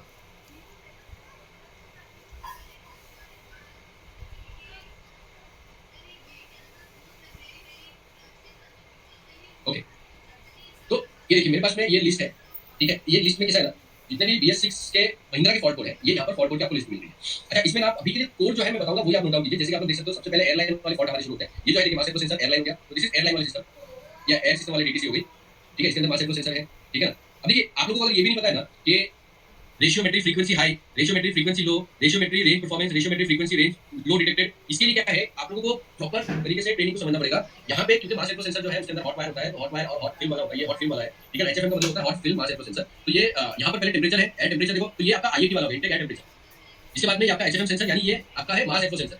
तो इसी के अंदर क्या है, देखिए इसमें ना ये आपका अप्रोक्स 1 2 3 4 वायर का होता है। इसके अंदर आपके 5 वोल्टेज आएगी, 5 वोल्टेज सॉरी 12 वोल्टेज आएगी, 5 वोल्टेज 12 वोल्टेज, एक आपका ग्राउंड आएगा और एक और 5 वोल्टेज आएगी, ठीक है, ये इस तरीके से काम करता है। एक जो आपका सिग्नल है वो आपका आईआईटी के लिए होता है और दूसरा सिग्नल आपका मासेट प्रो के लिए होता है। ये जो आपने 5 देखा ये 2.5 भी आ सकती है तो कोई प्रॉब्लम नहीं है, इनफैक्ट 0.5 भी आ सकती है तो कोई प्रॉब्लम नहीं है। दोनों में से एक आईआईटी जो होता है इंटीग्रेटेड टेम्परेचर सेंसर हमेशा ओपन हार्नेस में वो हाई वोल्टेज दिखाता है, यानी 5 वोल्टेज दिखाता है। जब आप क्लोज करोगे तो लो चला जाता है। मासेट प्रो सेंसर जो है ओपन हार्नेस में लो वोल्टेज दिखाता है, जब आप क्लोज करेंगे तो थोड़ा हाई चला जाता है। ठीक है ना, तो ये आपका एयरलाइन वाला सिस्टम है। अगर आप लोगों को ये समझना है लो वोल्टेज ये लो हाई इसका मतलब क्या होता है, मैंने पूरी क्लासेस में बनाई भी है। हमारी जो क्लास चलती है उसके अंदर 70 से ज्यादा क्लास है, हर एक क्लास 2-2 घंटे की अप्रॉक्सिमेटली, तो आप लोग समझ सकते हो कितना डिटेल में कवर किया है उसको। अब मासेट प्रो सेंसर वाला जो है इसको हम लोग अभी कवर नहीं करेंगे, हम लोग जो है सिर्फ कवर करेंगे, देखो मैं अभी के लिए जितने भी कॉमन फॉल्ट है ठीक है उनको मैं कवर नहीं कर रहा हूं। मैं आप लोगों को जो बताने वाला हूं वो बताने वाला हूं जो कि BS6 स्पेसिफिक फॉल्ट कोड है और जो प्रॉब्लम BS6 को लेकर आती है। ठीक है, अच्छा यहाँ पे ये वाले फॉल्ट को समझ के ले लीजिए जो बहुत लोगों को डाउट लगता है, समझ में नहीं आता है। देखिए जब लिन आता है ना तो लिन का मतलब क्या है, आई होप सब लोगों को दिखाई दे रहा है यहाँ पर। यस, ये जो लिन है, लिन का मतलब होता है, मैं यहाँ पर लिख देता हूँ नीचे, लोकल इंटर कनेक्ट नेटवर्क। अब लिन में बेसिकली क्या हो रहा है पता है क्या, आपका जो ये क्या बता रहा है, LIN based dosing module coolant pump stalled, LIN based dosing module coolant pump dry run detected, LIN based dosing module coolant pump internal error, LIN based dosing module coolant pump आपका कम्युनिकेशन। ठीक है, LIN based dosing module coolant pump over और under, LIN based dosing module coolant pump over. देखिए ये जो लिन का जब भी एरर आता है ना, ये लिन का मतलब क्या होता है, ये आपका नेटवर्क प्रोटोकॉल है। जिस तरह आपका कैनवस होता है उसी तरह आपका लिन होता है, लेकिन लिन का एक सिंपल तरीका समझाता हूं। लिन जो है ना सिंगल वायर प्रोटोकॉल होता है, सिंगल वायर। अभी आप लोगों ने देखा ही होगा कैनवस में क्या होता है, कैनवस में 2 वायर होते हैं, कैन हाई और कैन लो, लेकिन लिन में क्या होता है, लिन में सिंगल वायर होता है, 12 वोल्टेज पे कम्युनिकेशन होता है, नेटवर्किंग होती है। अब यहाँ पे जो एरर आपका बन रहा है, ये जो डोजिंग मॉड्यूल है, ये डोजिंग मॉड्यूल का लिन का एरर बन रहा है। ओके, फिलहाल के लिए इसको अगर आप छोड़ दोगे, stalled, dry run, internal error, communication issue, ये सब अगर आप छोड़ दोगे तो मैं ये दो चीज का मतलब बताता हूं। सबसे पहले कौन सा कंट्रोल मॉड्यूल में लिंक का एरर आ रहा है, यहाँ पे डोजिंग मॉड्यूल में लिंक का एरर आ रहा है। अब डोजिंग मॉड्यूल, अब फॉल्ट कोड को भी देखिए, फॉल्ट कोड में पहला जो अक्षर है हमारा वो पी यानी इंजन कंट्रोल यूनिट, ठीक है, पावर ट्रेन कंट्रोल यूनिट। अब आपका जो ECM है उसका डोजिंग मॉड्यूल के साथ में जो कनेक्शन है वो बना हुआ है एक सिंगल वायर लिंक के जरिए। तो जो प्रॉब्लम ECM ने पकड़ी है वो ये लिंक बेस्ड कम्युनिकेशन के जरिए पकड़ी है, यानी डोजिंग मॉड्यूल के साथ में कम्युनिकेशन का जो तरीका है आपके ECM का वो है लिंक बेस्ड कम्युनिकेशन का तरीका। ओके, इसीलिए आपको सबसे पहले क्या करना चाहिए कि मेरा ये समझ लीजिए ECM है और ये मेरा डोजिंग मॉड्यूल है, इसके बीच में जो कम्युनिकेशन हो रहा है, ये देखो मैंने दोनों साइड एरर बनाया, दोनों साइड एरर बनाने का मतलब क्या है कि कम्युनिकेशन हो रहा है, ये जो कम्युनिकेशन हो रहा है वो हो रहा है मेरा लिंक के जरिए, और लिंक यानी 2 वोल्टेज सिंगल वायर वाला मेरा प्रोटोकॉल। तो सबसे पहले ये ना मैं आपको पहचान भी बता देता हूं, ये ना 3 वायर होता है, 3 वायर का मतलब पतला वायर होता है, 3 वायर होता है। इसमें सबसे पहले आपको चेक करना है जब भी एरर बने, सबसे पहले उस कंट्रोल मॉड्यूल को ये चेक करो कि एक वायर पतले वायर में 12 वोल्टेज आ रही है, क्योंकि कंट्रोल मॉड्यूल को जनरली जो 12 वोल्टेज का वायर आता है वो कंपैरेटिवली थोड़ा सा मोटा होता है, ठीक है, लेकिन लिंक का जो वायर है क्योंकि ये कम्युनिकेशन के लिए यूज किया जाता है तो इसीलिए आपका पतला वायर होता है, इसमें ज्यादा ये नहीं होता है, आपको मतलब वेरिएशन आपको देखने नहीं मिलेगी। ठीक है ना, तो ये लिंक वाला मैंने देखा फॉल्ट को, मैंने सोचा आप लोगों को समझा देता हूं। ठीक है, अब देखिए इसका सर्किट डायग्राम हो गया, वायरिंग डायग्राम हो गया, ये सारा हमारे आपके पास अवेलेबल है। अभी फॉल्ट ये जो आप देख रहे हो 1 महीने के अंदर ये सारे फॉल्ट का पूरा ट्रबल शूट डेटा जो है DTC के, इसके अंदर DTC हेल्प में आप लोगों को मिल जाएगा। तो आप लोगों को नहीं है तो आप लोग ले लेना, क्योंकि उसमें 5000 से ज्यादा फॉल्ट हमने OEM के स्पेसिफिक डाले हुए हैं, सब ब्रांड्स के नहीं है लेकिन धीरे-धीरे करके उसके अंदर आ रहे हैं। चलिए आगे बढ़ते हैं, देखिए कूलेंट पंप हो गया, रेल प्रेशर हो गया आपका। अब यहाँ पे ना रेल प्रेशर में, अब ये ना मैं आप लोगों को थोड़ा समझाना चाहता हूँ किस तरीके से आप लोग सेंसर की प्रॉब्लम है या आपकी बाकी के सिस्टम की प्रॉब्लम है उसको कैसे आइडेंटिफाई करेंगे, वो एक बार मैं आप लोगों को समझाता हूँ। 2 फॉल्ट कोड यहाँ पर सामने दिखाई दे रहे हैं, ठीक है, ये जो फॉल्ट आप देख रहे हो यहाँ पर, इसमें सबसे पहला जो देखो P0191, आगे का आप हटा दो, P0191 28 P0191 00, इसमें ये देखिए ये आपका एक एरर हो गया और ये आपका एक एरर हो गया। अब यहाँ पे जो है ना देखिए, हमेशा फॉल्ट को जब आप देखते हो ना तो सबसे पहले ये अक्षर देखना जरूरी है कि फॉल्ट कहाँ पे आ रहा है, ठीक है, तो ये याद रखना। इसके बाद में ना आप ये देखो कि रेल प्रेशर, अब देखो मैं ना टेक्नीशियन से रेगुलर बात करता हूँ, बातचीत होती है मेरी, उनके सवाल आते हैं, फॉल्ट को भेजते हैं, ठीक है, तो वो ना रेल प्रेशर जब भी लिख के आया तो सीधा सेंसर पे अटैक करते हैं। मैं आपको डिफरेंस बताता हूँ, चाहिए तो किसी भी ब्रांड का देख लीजिएगा, जब भी फॉल्ट कोड आए वो आपको समझ में आ जाएगा। यहाँ पे देखो ये आपका 19128 है, ये 19100 है, इसमें रेल प्रेशर लिखा हुआ है, offset value above maximum limit and below maximum limit. Offset value क्या होती है कि मैं आपको समझाता हूँ। समझ लीजिए जो प्रेशर है वो मिनिमम किसी भी गाड़ी में अगर आप देखोगे तो 350 बार का जो प्रेशर है वो मिनिमम होता है, यानी 350 बार रेल प्रेशर की बात करो, और मैक्सिमम हर गाड़ी का अलग होता है, लेकिन समझ लो एक 4000 आरपीएम पे ये समझ लीजिए जा रहा है अप्रॉक्स 10000 बार पे या 3000 बार पकड़ लेते हैं, 10 गुना जाता है, ठीक है, 3000 बार पे जाता है। तो ये जो ऊपर वाला है ना ये आपका हो गया अबव लिमिट, यानी ये मैक्सिमम थ्रेशोल्ड है और ये मिनिमम थ्रेशोल्ड है। अब अगर आपका प्रेशर इसके नीचे जाता है तो फॉल्ट कोड बनेगा आपका बिलो मिनिमम लिमिट, ये मिनिमम लिमिट है और ये मैक्सिमम, ठीक है, तो अगर ये इसके नीचे जाता है तो आपका फॉल्ट बनेगा बिलो मिनिमम लिमिट, और अगर ये इसके ऊपर जाता है तो आपका फॉल्ट बनता है अबव मैक्सिमम लिमिट। अब मुझे एक बात बताइए, सेंसर का इस प्रेशर से क्या लेना देना, सेंसर तो रीड करके बता रहे हैं ना, और सेंसर नहीं बताया है कि ये जो वैल्यू है वो करेक्ट आ रही है कि नहीं आ रही है, ऐसे में सेंसर की प्रॉब्लम नहीं होती है, इसमें बहुत सारी प्रॉब्लम हो सकती है, ठीक है। सबसे पहले आपका फ्यूल मीटरिंग वॉल से लेकर फ्यूल मीटरिंग यूनिट हो गया, आपका हाई प्रेशर पंप हो गया, कॉमन रेल हो गया, रिटर्न वॉल हो गई, प्रेशर कंट्रोल वॉल हो गया, डीजल रेल वॉल हो गई, ये सारी प्रॉब्लम्स की हो सकती है। अब देखो सेंसर के कैसे पता चलेगा, ये देखो रेल प्रेशर सेंसर महीना में SRC लिखा आता है, SRC का मतलब है सर्किट लो, ठीक है, rail pressure sensor circuit high. अब इसका भी मतलब आप लोगों को समझा देता हूं जिससे आपको कंफ्यूजन नहीं रहे। लो का मतलब क्या और हाई का मतलब क्या। अब देखिए समझ लीजिए कि मेरा जो सिग्नल है ECM को मिलता है वो मिलता कितने में है, वो मिलता है मुझे समझो 1.5 वोल्टेज से लेकर 4.5 वोल्टेज तक, ठीक है, तो इस तरीके से उसको सिग्नल मिलता है, करेक्ट। अब अगर किसी पॉइंट पे सेंसर में प्रॉब्लम आती है, सर्किट में प्रॉब्लम आती है, तो अगर वो शॉर्ट टू पॉजिटिव होता है तो ये वोल्टेज सीधा आपकी हाई चली जाती है, तो यहाँ पे आपका सर्किट क्या हुआ, हाई हो गया। अगर वो शॉर्ट टू नेगेटिव होता है तो आपका फॉल्ट क्या बनता है, लो वाला, यानी कि क्योंकि ये माइनस में चली गई, ठीक है ना। अब इसके बहुत सारे कारण होते हैं, मैं आपको समझाता हूँ। ये जो लो वाला सिस्टम है ना, लो वाला तब भी आता है जब आपका वायर कटा होता है, क्योंकि वायर कटा है तो वोल्टेज 0 0 में चल रही होती है, एंड इसीलिए ये लो वाला फॉल्ट कोड आता है। इसमें ओपन सर्किट भी होता है। अब आप देखोगे कि हर गाड़ी के अंदर फॉल्ट जो है ना ओपन सर्किट का नहीं बनता, तो ओपन सर्किट का फॉल्ट नहीं बनता है, लेकिन उसकी जगह पे लो वाला बन रहा है ना, तो आपका ये किया जा सकता है, ठीक है। अब ऐसे में याद रखिए, अगर आपका यहाँ पर आपको ग्राउंड मिल जाता है, सिग्नल के वायर में बात करो, सिग्नल के वायर में अगर आपको ग्राउंड मिल जाता है तो इसका मतलब ये शॉर्ट टू पॉजिटिव है, इसीलिए उसने फॉल्ट कोड बनाया लो वाला, ठीक है, समझा देता हूं मैं, ओके। अगर आपका ग्राउंड शॉर्ट हो गया तो क्योंकि ग्राउंड जो है वो लो वोल्टेज होती है, इसलिए आपका ये हो जाता है शॉर्ट टू ग्राउंड। अगर ग्राउंड नहीं है, अगर ग्राउंड नहीं मिल रहा है तो क्वांटिटी में चेक करो कि एम्पलीफायर वायर ठीक है कि नहीं है, ठीक है। अगर हाई मिल रहा है तो आपको सबसे पहले देखना है यहाँ पे पॉजिटिव तो नहीं है, यहाँ पे नेगेटिव, यहाँ पे पॉजिटिव तो नहीं है। पॉजिटिव का मतलब क्या है, रेल प्रेशर सेंसर 0 से 5 के बीच में वोल्टेज बनाता है, करेक्ट, सिग्नल बनाता है। अब अगर इससे ज्यादा 12 वोल्टेज मिल रही है सिग्नल के वायर में तो इसका मतलब शॉर्ट टू पॉजिटिव हो गया, इसलिए इसमें फॉल्ट को क्या होना है, सेंसर सर्किट हाई। ओके, अब देखो maximum position deviation of rail pressure, maximum position of rail pressure exceeded concerning set flow of fuel. अब ये सारी आपकी प्रॉब्लम है ना, ये फ्यूल प्रेशर ज्यादा होने के कारण आ रहा है, ठीक है। ज्यादा जब हो जाता है उसकी वजह से आता है वो जो प्रॉब्लम है वो आपके रिटर्न वॉल में होती है मैक्सिमम है, क्योंकि रिटर्न वॉल अगर ठीक तरीके से काम नहीं करेगी, रिटर्न वॉल से मेरा मतलब क्या है, फ्यूल प्रेशर रेगुलेटर वॉल आपकी ठीक से काम नहीं करेगी तो आपका डेविएशन जो है वो एक्सीडेड, एक्सीडेड का मतलब होता है ज्यादा आना। मैं आज आप लोगों को एक तरीका और बताता हूं कि एक तो क्या है, इंग्लिश की बड़ी प्रॉब्लम होती है हमको कि सर ये जो क्या है समझ में नहीं आ रहा है, ठीक है। अगर आपको नहीं समझ में आ रहा है ना तो आप क्या कर सकते हो, वो तरीका मैं आप लोगों को बताता हूं। सिंपली क्या कीजिए, आपके फोन में भी आप इसको जो है ना इजीली यहां पे अगर आप इसको देखो तो आप इसको कॉपी कर सकते हो, ठीक है।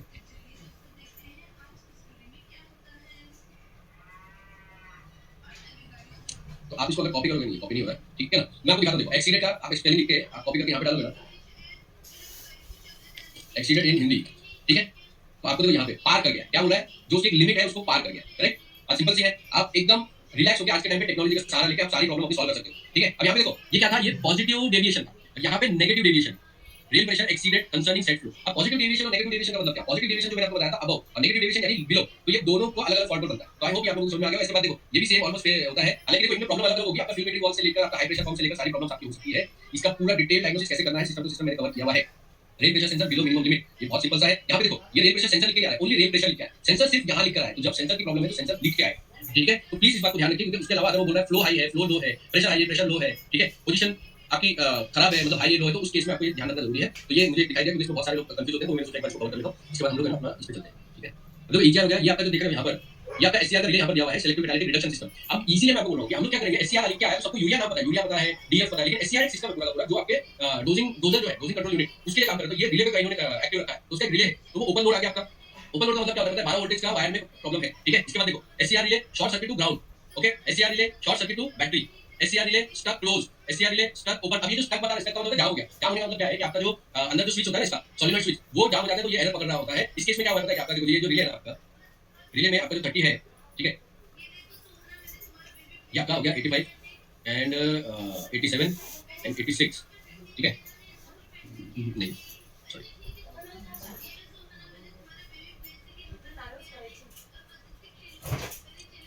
तो आपका जो रिले है मैं आपको इसलिए समझा रहा हूँ क्योंकि आपका जो स्टक और ओपन का जो यहाँ पे देखो आपका जो है स्विच होता है, ठीक है, इस तरीके से। और यहाँ पे बीच में आपकी होती है सॉलिनॉइड, ठीक है ना। अब सॉलिनॉइड को ये आपका 85 हो गया एंड दिस इज 86 और यहाँ पे आपका हो गया 87, ये आपका आउटपुट होता है, ठीक है, जो आपका एक्चुएटर। और यहाँ पर आपका होता है 30 जो बैटरी से आता है, तो ये आपका बैटरी से आता है, मतलब ये दोनों अलग अलग हो सकते हैं, ये भी आपका बैटरी से आता है। और यहाँ से आता है इनपुट, ये जो इनपुट है आपका, ये क्या करते हैं सॉलिनॉइड को, तो यहाँ पे अगर पॉजिटिव आ रहा है तो यहाँ पे नेगेटिव आएगा, ये नेगेटिव आएगा तो सॉलिनॉइड एक्टिव हो जाएगा, स्विच हमारा कंप्लीट हो जाएगा और यहाँ से 12 वोल्टेज निकल के यहाँ पे जाना शुरू हो जाएगी, ये सबको पता है, ठीक है ना। तो ये क्या बोल रहा है, ये बोल रहा है कि जो आपकी 30 वोल्टेज 30 आनी चाहिए, 86 आना चाहिए और आपका जो 85 आना चाहिए, ये सब सही तरीके से आ रहा है, लेकिन स्विच सही तरीके से काम नहीं कर रहा। समझा क्या करेगा, ये फॉल्ट इस तरीके से ये बता रहा है।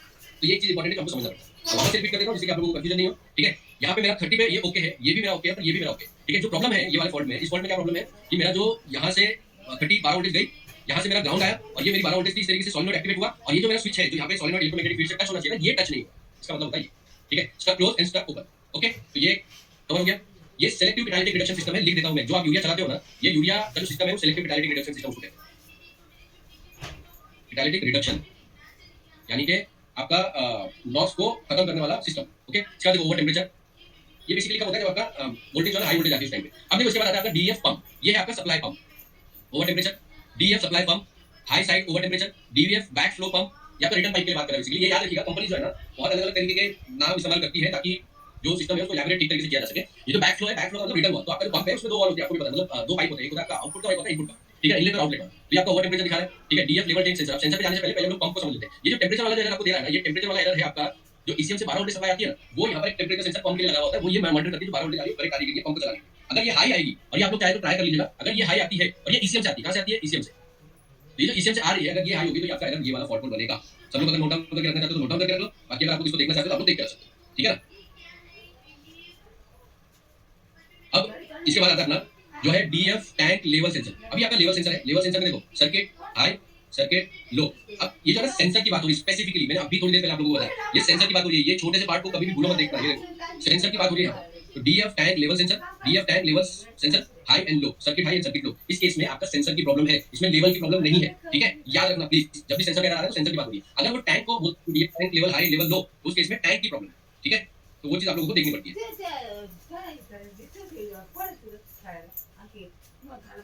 तो मैं आपको चीज़ बता देना चाहता हूँ कि ये जो फॉल्ट आप देख रहे हो, मैं आपको यहाँ पे कोड इसलिए ज़्यादा एक्सप्लेन नहीं कर रहा हूँ क्योंकि अभी जो है ना BS6 में एक चीज़ हमने कॉमनली देखी है कि हर ब्रांड अपने हिसाब से कोड दे रहे हैं, तो कोड इतना मैटर नहीं करता, जो मैटर करता है उसमें डिस्क्रिप्शन करता है, क्योंकि डिस्क्रिप्शन डिटेल होता है। ठीक है, देखो अब यहाँ पे जो नया फॉल्ट आया वो क्या आया, under pressure error in DEF metering control. ठीक है, ये जो DEF मीटरिंग कंट्रोल जो है ना आपका, ये है आपका डोजिंग मॉड्यूल। क्या है? Dosing module.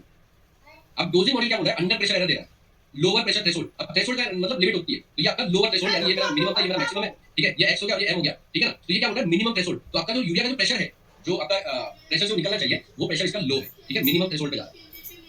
अब इसमें क्या करेंगे हम लोग? इसमें हम पाइप देखेंगे, कहीं पे जाम तो नहीं है, कहीं पे उसके अंदर कोई प्रॉब्लम तो नहीं है। मैं डोजिंग मॉड्यूल को चेंज करूंगा पहले नहीं, पहले पूरा सिस्टम देखूंगा, यूरिया के अंदर कोई कचरा तो नहीं है, अंदर जाके जमा तो नहीं होगा, ये पहले देखा जाएगा, उसके बाद आगे काम किया जाएगा। इसके बाद आता है आपका under pressure error DEF metering control. ठीक है, DEF मीटरिंग कंट्रोल।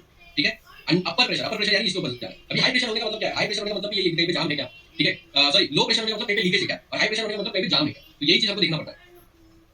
ठीक है, अब यहाँ पे जो मैं चीज आप लोगों को समझाना चाहता हूँ, जो जरूरी है वो ये है कि फॉल्ट कोड के दो चीजों को देखकर, जैसे कि DEF आपने देखा और आप सीधा जंप कर देगा, यूरिया की प्रॉब्लम होगी, उसका सेंसर चेंज करना पड़ेगा। अच्छा, मैं तो एक चीज जो देख रहा हूँ, रेगुलर सुन रहा हूँ, उसमें क्या होता है? उसमें ये कि लोग ना लिटरली सीधा का सीधा सिस्टम को रीसेट करने चले जाते हैं, यानी यूरिया रीसेट कर देते हैं। अब यूरिया रीसेट होता है बेसिकली, लेकिन उसको अटेम्प्ट करते हैं, अटेम्प्ट करने के चक्कर में जो है इससे एरर और बढ़ जाता है। तो ऐसा मत कीजिए, फॉल्ट को ठीक तरीके से समझिए। अब ये देखिए, अब आपको सरप्राइज होगा जान के कि इतने सारे प्रॉब्लम भी आते हैं। अब जितने भी आप इंटरनेट पे एरर देख रहे हो, फॉल्ट को देख रहे हो, YouTube पे जाकर आप लोग देखते हो, Facebook पे देखते हो, Instagram पे देखते हो, वो सारे फॉल्ट को हम बता सकते हैं कि कैसे यूरिया रीसेट होगा, यूरिया रीसेट के लिए क्या फॉल्ट बन रहा है, कैसे फॉल्ट बन रहा है, ये सारा का सारा जो है इसके अंदर बताया जा रहा है। ठीक है, लेकिन ये जो फॉल्ट है, ये भी तो डीजल गाड़ी की है, BS6 ये कहां से है? मैंने तो बनाई नहीं अपने हिसाब से। ये देखो, DEF ओवर प्रेशर एरर। ठीक है, प्रेशर ज्यादा है। ठीक है, DEF ओवर प्रेशर एरर, अपर प्रेशर थ्रेशोल्ड, यानी ऊपर का प्रेशर थ्रेशोल्ड क्रॉस कर चुका है। इसके बाद देखो, यहाँ पे प्रेशर की बात हो रही है, किस चीज की बात हो रही है? यहाँ पे कोई भी इलेक्ट्रॉनिक एरर की बात नहीं हुई है। हाँ, अगर आपका थ्रेशोल्ड किसी कारण से वॉल जाम होने से होता है तो एक बात है, अदरवाइज यहाँ पे किसी भी इलेक्ट्रॉनिक सिस्टम की प्रॉब्लम नहीं है। इसके बाद आता है आपका DEF सप्लाई पंप पॉसिबिलिटी। हाँ, अब यहाँ पर जो है ना आपका सप्लाई पंप की प्रॉब्लम। अभी जो पॉसिबिलिटी एरर आता है ना, पॉसिबिलिटी एरर क्या होता है? जिसमें आपका जो पंप है वो ठीक तरीके से काम नहीं कर रहा है, ये वाली प्रॉब्लम आपकी पंप की है। लेकिन ये जो हम लोगों ने देखी ना, इनके अंदर ये जो है, यहाँ पे क्या है? DEF over pressure, DEF over pressure error. यहाँ पे क्या था? ये मीटरिंग यूनिट यानी डोजर के अंदर जो एरर है वो आया था under pressure error in DEF metering unit upper pressure threshold. ठीक है, यहाँ पे आपका upper pressure threshold, over pressure error.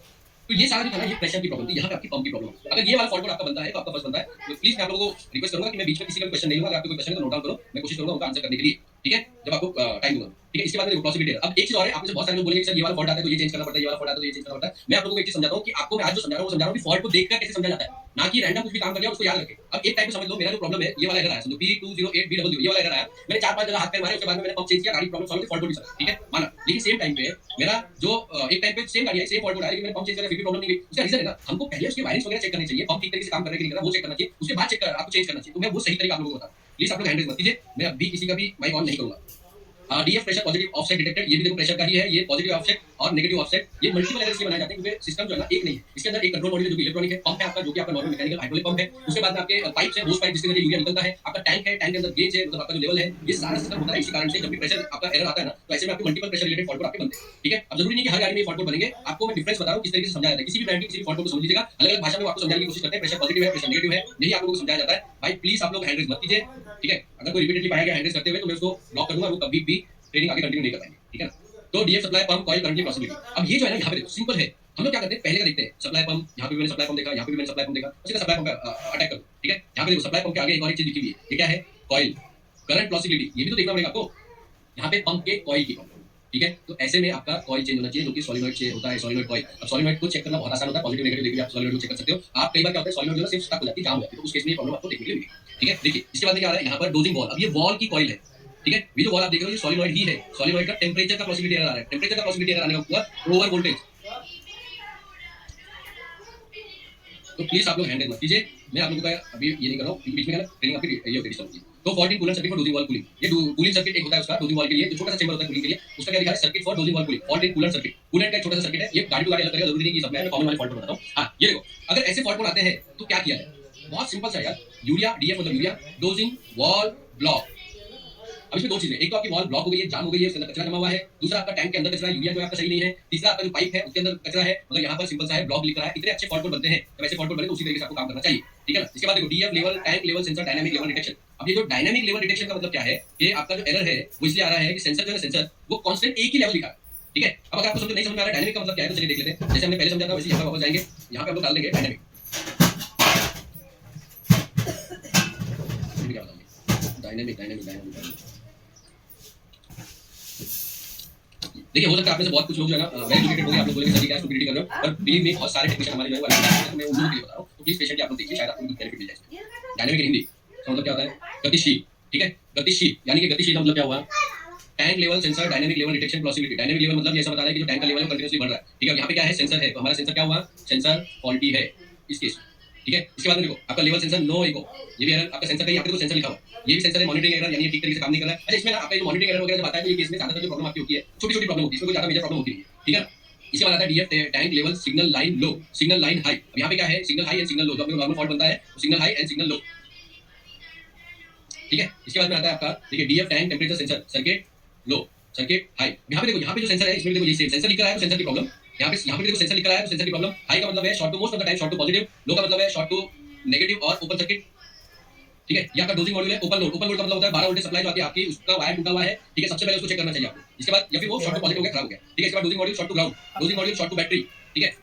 अब ये याद रखिए शॉर्ट टू बैटरी का मतलब क्या है? अगर वो short to positive short to battery हुआ है, शॉर्ट टू पॉजिटिव है, तो इसका मतलब क्या है? उसका जो ग्राउंड का वायर है, ग्राउंड के वायर में 12 वोल्टेज सप्लाई आ गई है, ठीक है? तो ये शॉर्ट टू इच अदर यानी दोनों आपस में टकराने के कारण भी हो सकता है। इसी के साथ साथ नीचे अगर हम लोग जाएंगे dosing module high side short circuit to battery. अब डोजिंग मॉड्यूल हाई साइड का मतलब क्या है? दो सर्किट होता है, एक दो सर्किट, एक हाई साइड सर्किट और एक होता है दो साइड सर्किट। तो जो दो साइड सर्किट होता है वो बेसिकली 5 वोल्टेज पे काम करता है, हाई साइड सर्किट जो आपका 12 वोल्टेज पे काम करता है। जो लो वोल्टेज पे काम कर रहा है आपको 2 वोल्टेज वाला लो साइड आएगा, यानी 5 वोल्टेज वाले सर्किट में शॉर्ट टू ग्राउंड एंड ये देखो high side short to ground, high side short to battery, low side short to battery. अब यही जो है ना फॉल्ट पकड़ना बहुत इंपॉर्टेंट होता है। अब ये जो फॉल्ट है ये आपस में मतलब अपने आप में हम एक्सप्लेन करते हैं। ये देखो सबसे इसको समझ लेते हैं। हाई साइड यानी कि मेरा एक सर्किट उसके अंदर में यहाँ पे तुम्ही आता आहो साहो समझ लीजिए उसके अंदर करते ना ठीक है? एक यहाँ पर मुझे मिल रहा है 5 वोल्टेज का साइड, एक मेरा ग्राउंड है और एक समझ लो यहाँ पे कोई भी सेंसर का सिग्नल। दूसरा मेरा ये है हाई साइड वाला जिसके अंदर मुझे 12 वोल्टेज मिल रही है, दूसरा मेरे ग्राउंड मिल रहा है और एक सिग्नल आ रहा है, ठीक है? या ये आउटपुट सिग्नल है जो आपका सेंसर इसका या डोजिंग मॉड्यूल है वो कंट्रोल कर रहा है आपके यूरिया के फ्लो, ठीक है ना? वॉल के जरिए, ठीक है? तो ये आपका समझ लो वॉल है, वॉल का सिग्नल में वीएस है, ठीक है? यहाँ पे दो है। ये जो हाई साइड है ये हाई प्रेशर कंट्रोल करेगा, लो साइड लो प्रेशर कंट्रोल करेगा। ऐसे में आपको क्या करना होता है? आपको पता लगाना होता है कि अगर ये 5 वोल्टेज वाला सर्किट है तो वो कहां पे है, और 12 वोल्टेज वाला सर्किट है तो वो कहां पर है। यहाँ पे देखो पॉसिबल तरीके से बताया हुआ है। यही चीज मैं आप लोगों को समझाना चाहता हूँ। फॉल्ट कोड को समझना सीखिए, सॉरी फॉल्ट कोड को ठीक तरीके से देखिए।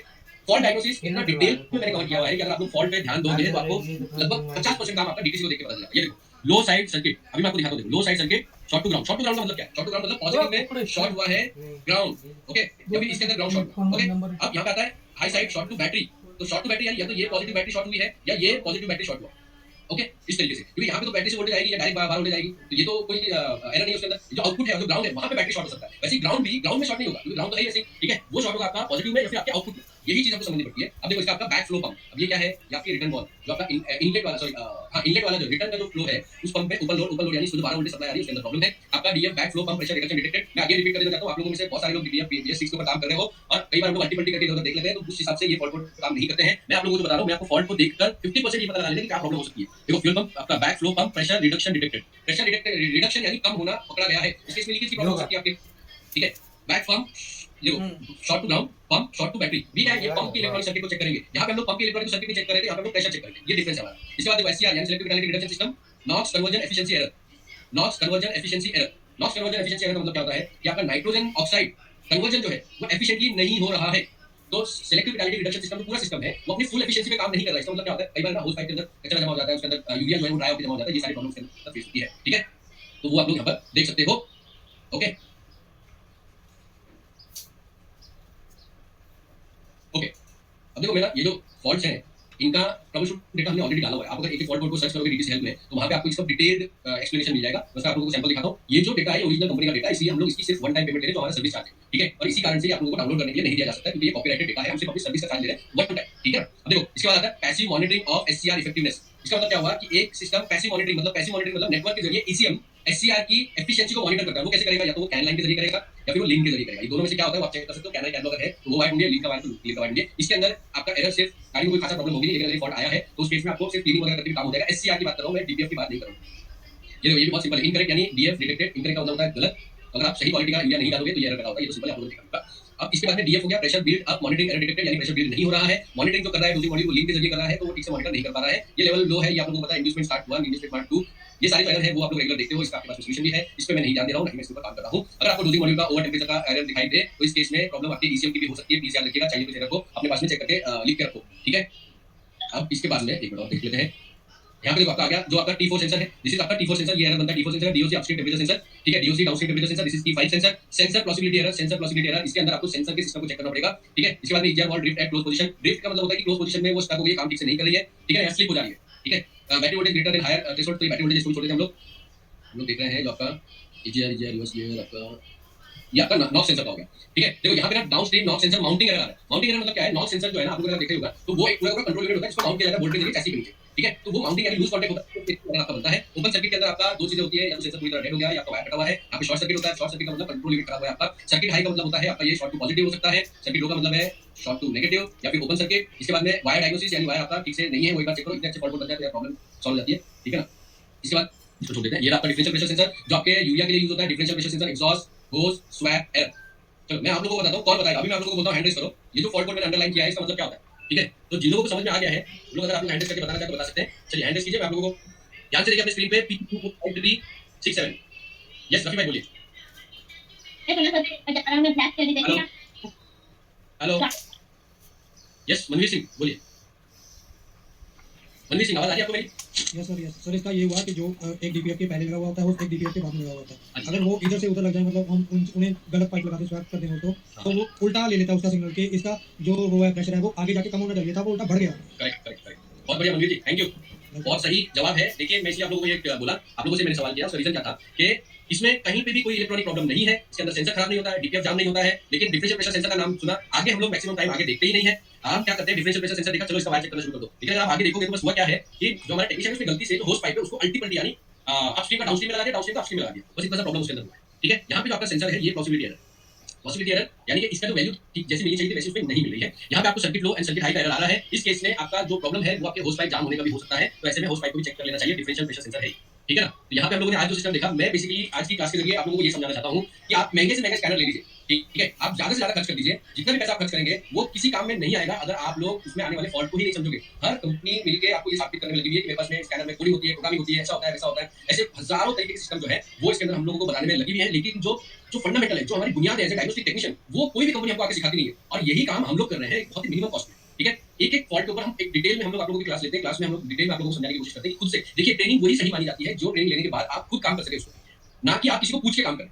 ठीक है, एंड इसी वजह से मैंने ये भी बताया कि अगर आपको इंग्लिश की प्रॉब्लम है तो कैसे इंग्लिश को हिंदी में आप कवर कर सकते हो। एक और तरीका है जिससे कि आप अपने कैमरा में एक गूगल लेंस का ऑप्शन होता है, गूगल लेंस से अगर आप अपने स्कैनर के फॉल्ट को स्कैन करोगे और फिर नीचे ट्रांसलेट का बटन दबाओगे तो हिंदी इंग्लिश मराठी गुजराती कन्नड़ किसी भी भाषा में ट्रांसलेट करके आपको लिखा हुआ बता देगा क्या लिखा हुआ है। मेरा कहने का मतलब ये है कि हम रोजमर्रा में जब काम करते हैं तो हमें मैक्सिमम प्रॉब्लम जो है वो कोडिंग और प्रोग्रामिंग रिलेटेड नहीं आती है, हमें मैक्सिमम प्रॉब्लम आती है फॉल्ट डायग्नोसिस की, हमें प्रॉब्लम आती है सेंसर को समझने की, वायरिंग को समझने की, सिस्टम को समझने की। ठीक है, ऐसे में हमारा जो स्ट्रेंथ है वो इस बात पे सबसे ज्यादा फोकस करता है कि हम कैसे अपने आप को सही तरीके से ट्रेन कर पाते हैं, अप टू डेट रख पाते हैं। ठीक है, तो ये जो फॉल्ट डायग्नोसिस का सिस्टम है, मैं जब भी कोई फॉल्ट को देखता हूँ, मेरे पास जब भी कोई फॉल्ट आता है तो मैं इसी तरीके से फॉल्ट को डायग्नोस करता हूँ, और वही तरीका मैं आप लोगों को बताया। वो मैंने आपको इसलिए बताया क्योंकि अगर आप लोग देखोगे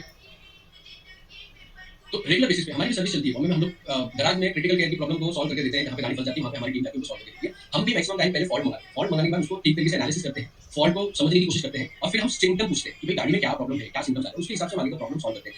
BS6 आने के बाद में क्या हुआ है ना, पूरा मार्केट को इस तरीके से बना दिया गया है जिससे कि लोगों को सारी की सारी प्रॉब्लम या तो डीपीएफ रीजनरेशन की है, यूरिया रीसेट की है, आपका क्या कहते हैं डीपीएफ बंद कर दो, ऑफ कर दो, ये सारी फाइल डालने की है। ठीक है, मगर आई होप आज के सेशन से आप लोगों को ये जरूर रियलाइज होगा कि कितना इंपॉर्टेंट है हर एक सिस्टम को समझना, क्योंकि मैंने देखा है कई बार छोटी सी प्रॉब्लम होती है, इसमें वायर कटा हुआ होता है, मगर टेक्नीशियन उसको पकड़ नहीं पाता और एंड में कस्टमर को बोलता है कि सर एक काम करो यूरिया बंद करवा दो, अपन इसी में कर देंगे तो कभी एरर आएगा ही। ठीक है ना, तो ये सारी चीजें भी प्रॉब्लम होती है। ओके, तो मैं आशा करता हूँ कि आज की जो ट्रेनिंग है वो आप लोगों को अच्छी लगी होगी, यही तरीका हम लोग अपनाते हैं। अब यहाँ पे क्या है, मैंने 4-5 सिस्टम लिए थे, उसके अंदर फॉल्ट कोड लिए थे, और वो फॉल्ट कोड का मैं किस तरीके से दिखाता हूँ मैं आप लोगों को एक बार, तो आपको अंदाजा आ जाएगा। हम लोग कैसे है ना कि सिस्टम को डिटेल में किस तरह कवर करते हैं वो आपको एक बार समझेगा। जैसे कि यही प्रेजेंटेशन में आप लोगों को दिखा रहा था, यहीं पे आप लोगों को दिखाता हूँ। तो आप अगर यहाँ पे देखोगे तो फिर सिस्टम को सर्किट टू सर्किट समझा जाता है, हर एक सर्किट को डिटेल में एक्सप्लेन किया जाता है, वायरिंग डायग्राम वगैरह कैसे काम कर रहा है वो किया जाता है, उसके डायग्राम्स वगैरह के जरिए हम लोग एक्सप्लेन करते हैं क्या लोकेशन होती है, मेजॉरिटी मैक्सिमम बहुत सारी मल्टीपल वैल्यू हम लोग दिखाते हैं, ये सर्किट आपको होता है। तो इस तरीके से बहुत सारा जो है डिटेल में हमने कवर किया होता है, लोकेशन से लेकर सेंसर कैसे दिखाई देता है, क्या करेगा, ऐसा सब हम लोग इसके अंदर कवर करते हैं। तो आई होप अगर आप लोगों को आज का सेशन सही लगा हो, तो अगर आप लोगों को लगता है कि ये ट्रेनिंग आप लोगों को लेनी चाहिए, आप लोग इसके लिए इंटरेस्टेड हो, तो ऐप के ऊपर मैं अभी एक कूपन बना दे रहा हूँ, जो कि हमारा आप ये बैच जो भी जिन लोगों ने हमारे 100+ लोग यहाँ पर ले रहे हैं, तो वो लोग अगर आप लोग इन्वॉल्व करना चाहें, हम इस तरीके से सिखाते हैं कि किसी भी ब्रांड, किसी भी मॉडल, किसी भी गाड़ी के इलेक्ट्रॉनिक सिस्टम में हम मैकेनिकल नहीं सिखाते हैं, तो मैकेनिकल को लेकर हम आपकी कुछ मदद नहीं कर पाएंगे, लेकिन मैकेनिकल सिस्टम कैसे काम कर रहा है, इलेक्ट्रॉनिक सिस्टम कैसे हेल्प करता है, ये पूरा हम उसके अंदर कवर करते हैं। ठीक है, डिटेल में डायग्नोसिस स्कैनर का सही यूज करने से लेकर आपका कोडिंग प्रोग्रामिंग हम लोग इसके अंदर कवर करते हैं। तो आप लोगों को ऐप के अंदर यहाँ से जाने के बाद में आपको कूपन मिलेगा। अगर आप अभी परचेस करना चाहते हो, आपके राइट साइड में आपको एक बाय नाउ का ऑप्शन आ जाता है, वहाँ पे जाकर आप कर सकते हो, वहाँ पे कूपन आपको मिल जाएगा, कूपन आप क्लिक करेंगे तो आपको डिस्काउंट डायरेक्टली अप्लाई हो जाता है। आपको अगर कोई डाउट है तो आप लोग मेरी टीम के साथ में कॉन्टैक्ट कर सकते हैं, जैसे मेरी टीम आपके साथ में कॉन्टैक्ट में होगी ही, उनको कॉल करके आप जो बात करना चाहे वो कर सकते हैं। ठीक है, तो अगर आप लोगों के कुछ क्वेश्चन है आज की क्लास को लेकर, कोई भी सवाल आप करना चाहते हो तो प्लीज कीजिए, मैं कोशिश करूंगा कि आपके सवाल का मैं अपनी तरफ से सही जवाब दे सकूं। थोड़ा सा आपको नेटवर्क पे रहना होगा ताकि आपकी आवाज मुझ तक सही तरीके से आ सके, और मेरी आवाज जो है आई बिलीव आप तक सही तरीके से जा रही होगी। तो ऐसे में अगर आप लोगों को कुछ भी क्वेश्चन है तो आप मुझसे पूछिए। यस रफी भाई बोलिए। सर मैं ये इंड्यूसमेंट एरर के बारे में पूछना चाहता था। हाँ जी, इंड्यूसमेंट 1 इंड्यूसमेंट 2 ये क्या होता है?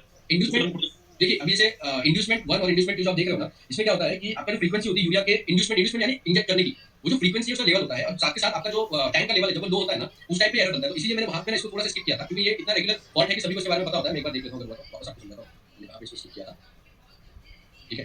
हाँ, ICR लेवल 2 एक्टिव। अब ये देखो, ये इसका मतलब क्या हो रहा है कि आपका जो इंड्यूसमेंट लेवल 2 यानी कि जो आपका यूरिया का टैंक है उसका एक लिमिट है, वो अभी थोड़ा सा कम हो गया है। तो 800 किलोमीटर ही आपके पास बचे, उसमें यूरिया आपका खत्म हो जाए, ठीक है ना। ये देखिए आपको मैं समझा दूं, एक मिनट वापस से मैं आपका ये ले लेता हूं पहले और आपको दिखाता हूं, ठीक है। ओके, यहाँ पे देखिए, तो ये आपका यूरिया सबसे पहले जो आता है आपका वो होता है यूरिया लेवल 2, इसके बाद में स्टार्ट 1 स्टार्ट 2, ये आपका लेवल यहाँ पे जो आपका इंड्यूसमेंट स्टार्ट 1 इंड्यूसमेंट स्टार्ट 2 जो बता रहा है, इसमें क्या होता है कि लो लेवल शुरू हो गया है, वो आपको इंडिकेट करता है, तो डैशबोर्ड पे लिखा आता है। यहाँ पे लेवल 2 एक्टिव यानी 800 किलोमीटर बचे हुए आपके पास। जैसे आपका लेवल 3 आता है ना, रीस्टार्ट डिनाई कर दिया जाता है, ठीक है। रीस्टार्ट यानी कि अगर आपने इंजन बंद किया, सीधा आपकी स्पीड जो है रिड्यूस हो जाएगी। अगर आपने इंजन बंद किया तो गाड़ी चालू नहीं होगी, ठीक है। इसके बाद में लेवल 4 अगर आ गया यानी यूरिया पूरी तरह खाली हो गया है, ऐसे में आपका जो स्टार्ट है वो डिनाई कर दिया जाएगा, यानी स्टार्ट होने नहीं दिया जाएगा इंजन को। तो इंड्यूसमेंट का मतलब क्या है, जो आपने यूरिया का जैसे टैंक है उसके अंदर जो टैंक का लेवल है इंड्यूसमेंट लेवल, वो उसमें दिखाया जाता है, बताया जाता है कि फॉल्ट उस तरीके से बनता है कि आप उसके ऊपर काम कर सकते हैं, ठीक है। ओके, तो मैं सभी लोगों का वन बाय वन क्वेश्चन लूंगा, तो आप लोग फिक्र मत कीजिए, ठीक है ना। यस रुबल जी बोलिए। Hello sir, good evening. Good evening Rubal ji बोलिए, कैसे हैं? कैसे हैं आप? मैं ठीक हूँ, आप कैसे हैं? मैं हम ठीक हूँ। मेरे जो इस क्लास में कोई क्वेश्चन नहीं, मेरे जो क्वेश्चन है जो और गाड़ी के, तो मेरे फिलहाल दो गाड़ी का, एक गाड़ी का कोरोला, एक 2011 और 2008। तो मैंने 2011 का आपका ट्रांसमिशन चेक किया, सीवी ट्रांसमिशन।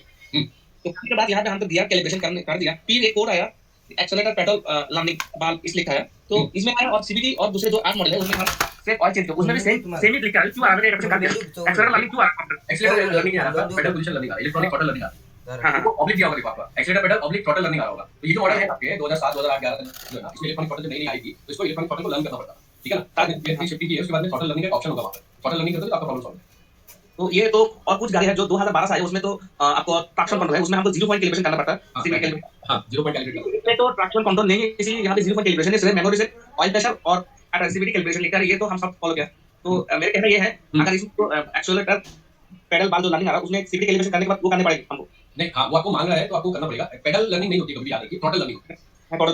हाँ, तो थ्रॉटल लर्निंग के लिए वो लिख के ऐसे देता है, आपने देखा होगा एक्सीलरेटर पेडल ऑब्लिक थ्रॉटल। तो थ्रॉटल लर्निंग आप स्पेशल फंक्शन में जाएंगे तो आपको वहां पे थ्रॉटल लर्निंग का ऑप्शन मिल जाएगा। इंजन स्टार्ट करके लर्निंग होगी, आपको कुछ भी नहीं करना होता है। बेसिकली क्या होता है, ईसीएम को जो है ना थ्रॉटल को आपने गियर की लर्निंग तो कर दी, लेकिन गियर की शिफ्टिंग आपकी थ्रॉटल के इससे इजी होती है, आपकी एक्सेलरेशन से होती है, करेक्ट है ना। और एक्सेलरेशन को थ्रॉटल के साथ सिंक्रोनाइज करना होता है, उसी सिंक्रोनाइज के लिए हम लोग ये काम करते हैं, ठीक है। तो वो एक आपको मतलब आपको करना पड़ेगा। मुझे एक बार फॉल्ट कोड आप भेज देना, क्या फॉल्ट कोड आ रहा है तो मैं वो भी आपको बता दूंगा कि इसमें क्या करना रहेगा। फॉल्ट कोड मुझे आप ग्रुप में डाल देना, इंशाल्लाह वहां पे देखिए, ठीक है।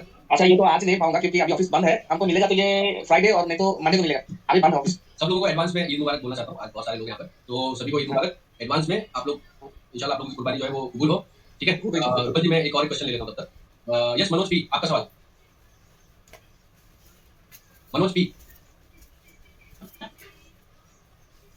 ओके। शांतनु खारे आपका सवाल। सर जी, मेरा इसमें सवाल नहीं है। हैंडल्स की आवाज आ रही मेरी? हाँ, आवाज आ रही है। आ रही है सर आवाज? आ रही बोलिए। मेरा सर सवाल एक था सर, वो महिंद्रा की मैक्सिमो है ना अपनी गाड़ी, हाँ जी हाँ जी। और उसका एक प्रॉब्लम है, वो अपना टेम्परेचर कूलर का एक की आती है उसको, टेम्परेचर उसका सॉकेट लगाया, गाड़ी चालू नहीं होती और सॉकेट निकाल दिया, तो आपका कूलेंट टेम्परेचर सेंसर होगा ना, कूलर टेम्परेचर सेंसर, इसी करेक्ट। तो वो लगा दिया, गाड़ी चालू नहीं होती, निकाल देने के बाद गाड़ी चालू होती है। इसमें कैसे पता करिए। सबसे पहले ऐसी जब प्रॉब्लम होती है मुझे, आई थिंक आपने इसके बारे में टीम से बात की थी क्या? हाँ, सेम प्रॉब्लम मुझे शाम को बता रही थी। तो एक्चुअली क्या होता है शांतनु जी, ऐसे जब केस होते हैं तो ये बहुत रेयर केसेस होते हैं, करेक्ट है ना। तो ऐसे केस में आपको क्या करना पड़ता है, गाड़ी को भी देखना होता है फिजिकली, और साथ के साथ स्कैनर के अंदर कुछ पैरामीटर चेक करने पड़ते हैं कि हम सॉकेट निकाल दे रहे हैं तो क्या चेंजेस हो रहे हैं, तो सॉकेट लगा रखे हैं क्या चेंजेस हो रहे हैं। मुझे बताया टीम ने अपने ईसीएम चेंज कर दिया, फिर सेम प्रॉब्लम तो हो सकता है कहीं पे शॉर्ट पूरा है, वो सारा पूरा करना। ये ऐसे जब केसेस होते हैं ना, ऐसे केसेस में सामने से एक बार देखना जरूरी हो जाता है। कहां पे आपकी गाड़ी? अपनी अपोला महाराष्ट्र। एक काम करना, कल ना टीम को वीडियो कॉल करवा के आपको गाड़ी दिखानी पड़ेगी, क्योंकि बहुत सारी चीजें हमको देखनी पड़ती है इस केस में। क्या आपने ट्रेनिंग चालू की है? नहीं सर, अभी मैंने अपना डीटीपी आपको और ये लिया है, वायरिंग डायग्राम का लिया है अभी। अच्छा, नहीं ट्रेनिंग भी आप कंटिन्यू करेंगे तो आपको और बेटर आइडिया आ जाएगा, क्योंकि एक्टिव हो जाता है, क्योंकि आपने बहुत सारी चीजें ऑलरेडी चेंज की है ना, तो फोन पे इसको बताना थोड़ा मुश्किल हो जाता है, ठीक है ना। बराबर, पर कल टीम के साथ एक बार डिस्कस कर लेना आपको। मैं आप लोगों को समझा देता हूं, सभी लोगों को हमने ऑलरेडी सर्विस शुरू की है, पर वो सारे स्टूडेंट्स के लिए है, तो डेफिनेटली यहां से आप लोगों को सपोर्ट मिलेगा अगर आप लोग ट्रेनिंग में हमारे इन्वॉल्व कर जाते हो तो उस केस में, और वो सारी टीम के साथ में हमने स्टूडेंट के साथ में सारी डिटेल शेयर की है, ठीक है। यस इंजामुल जी, आपका सवाल पूछिए। इंजामुल। हाँ सर जी। यस बोलिए जी, बोलिए सर। मतलब मेरा 2-3 गाड़ी में डीपीएफ रीजनरेशन किया तो 1.5 महीना बाद फिर से आया सर। हाँ, ये सवाल देखो आपने सवाल भाई, कोई भी जाओ मत, मैं ये सवाल का जवाब देता हूँ। थैंक यू सो मच इंजामुल भाई। अब देखिए डीपीएफ का रीजनरेशन कर दिया, 1 महीने बाद वापस गाड़ी आ जाती है, करेक्ट है ना। हाँ सर। अच्छा ये बताइए कि आप डीपीएफ रीजनरेट करते हो तो कितना टाइम लेता है रीजनरेशन के लिए? सर 40 मिनट तक ले लेते हैं सर। 40 मिनट लेता है, तो काला धुआं ऐसा फेंकता है बाहर?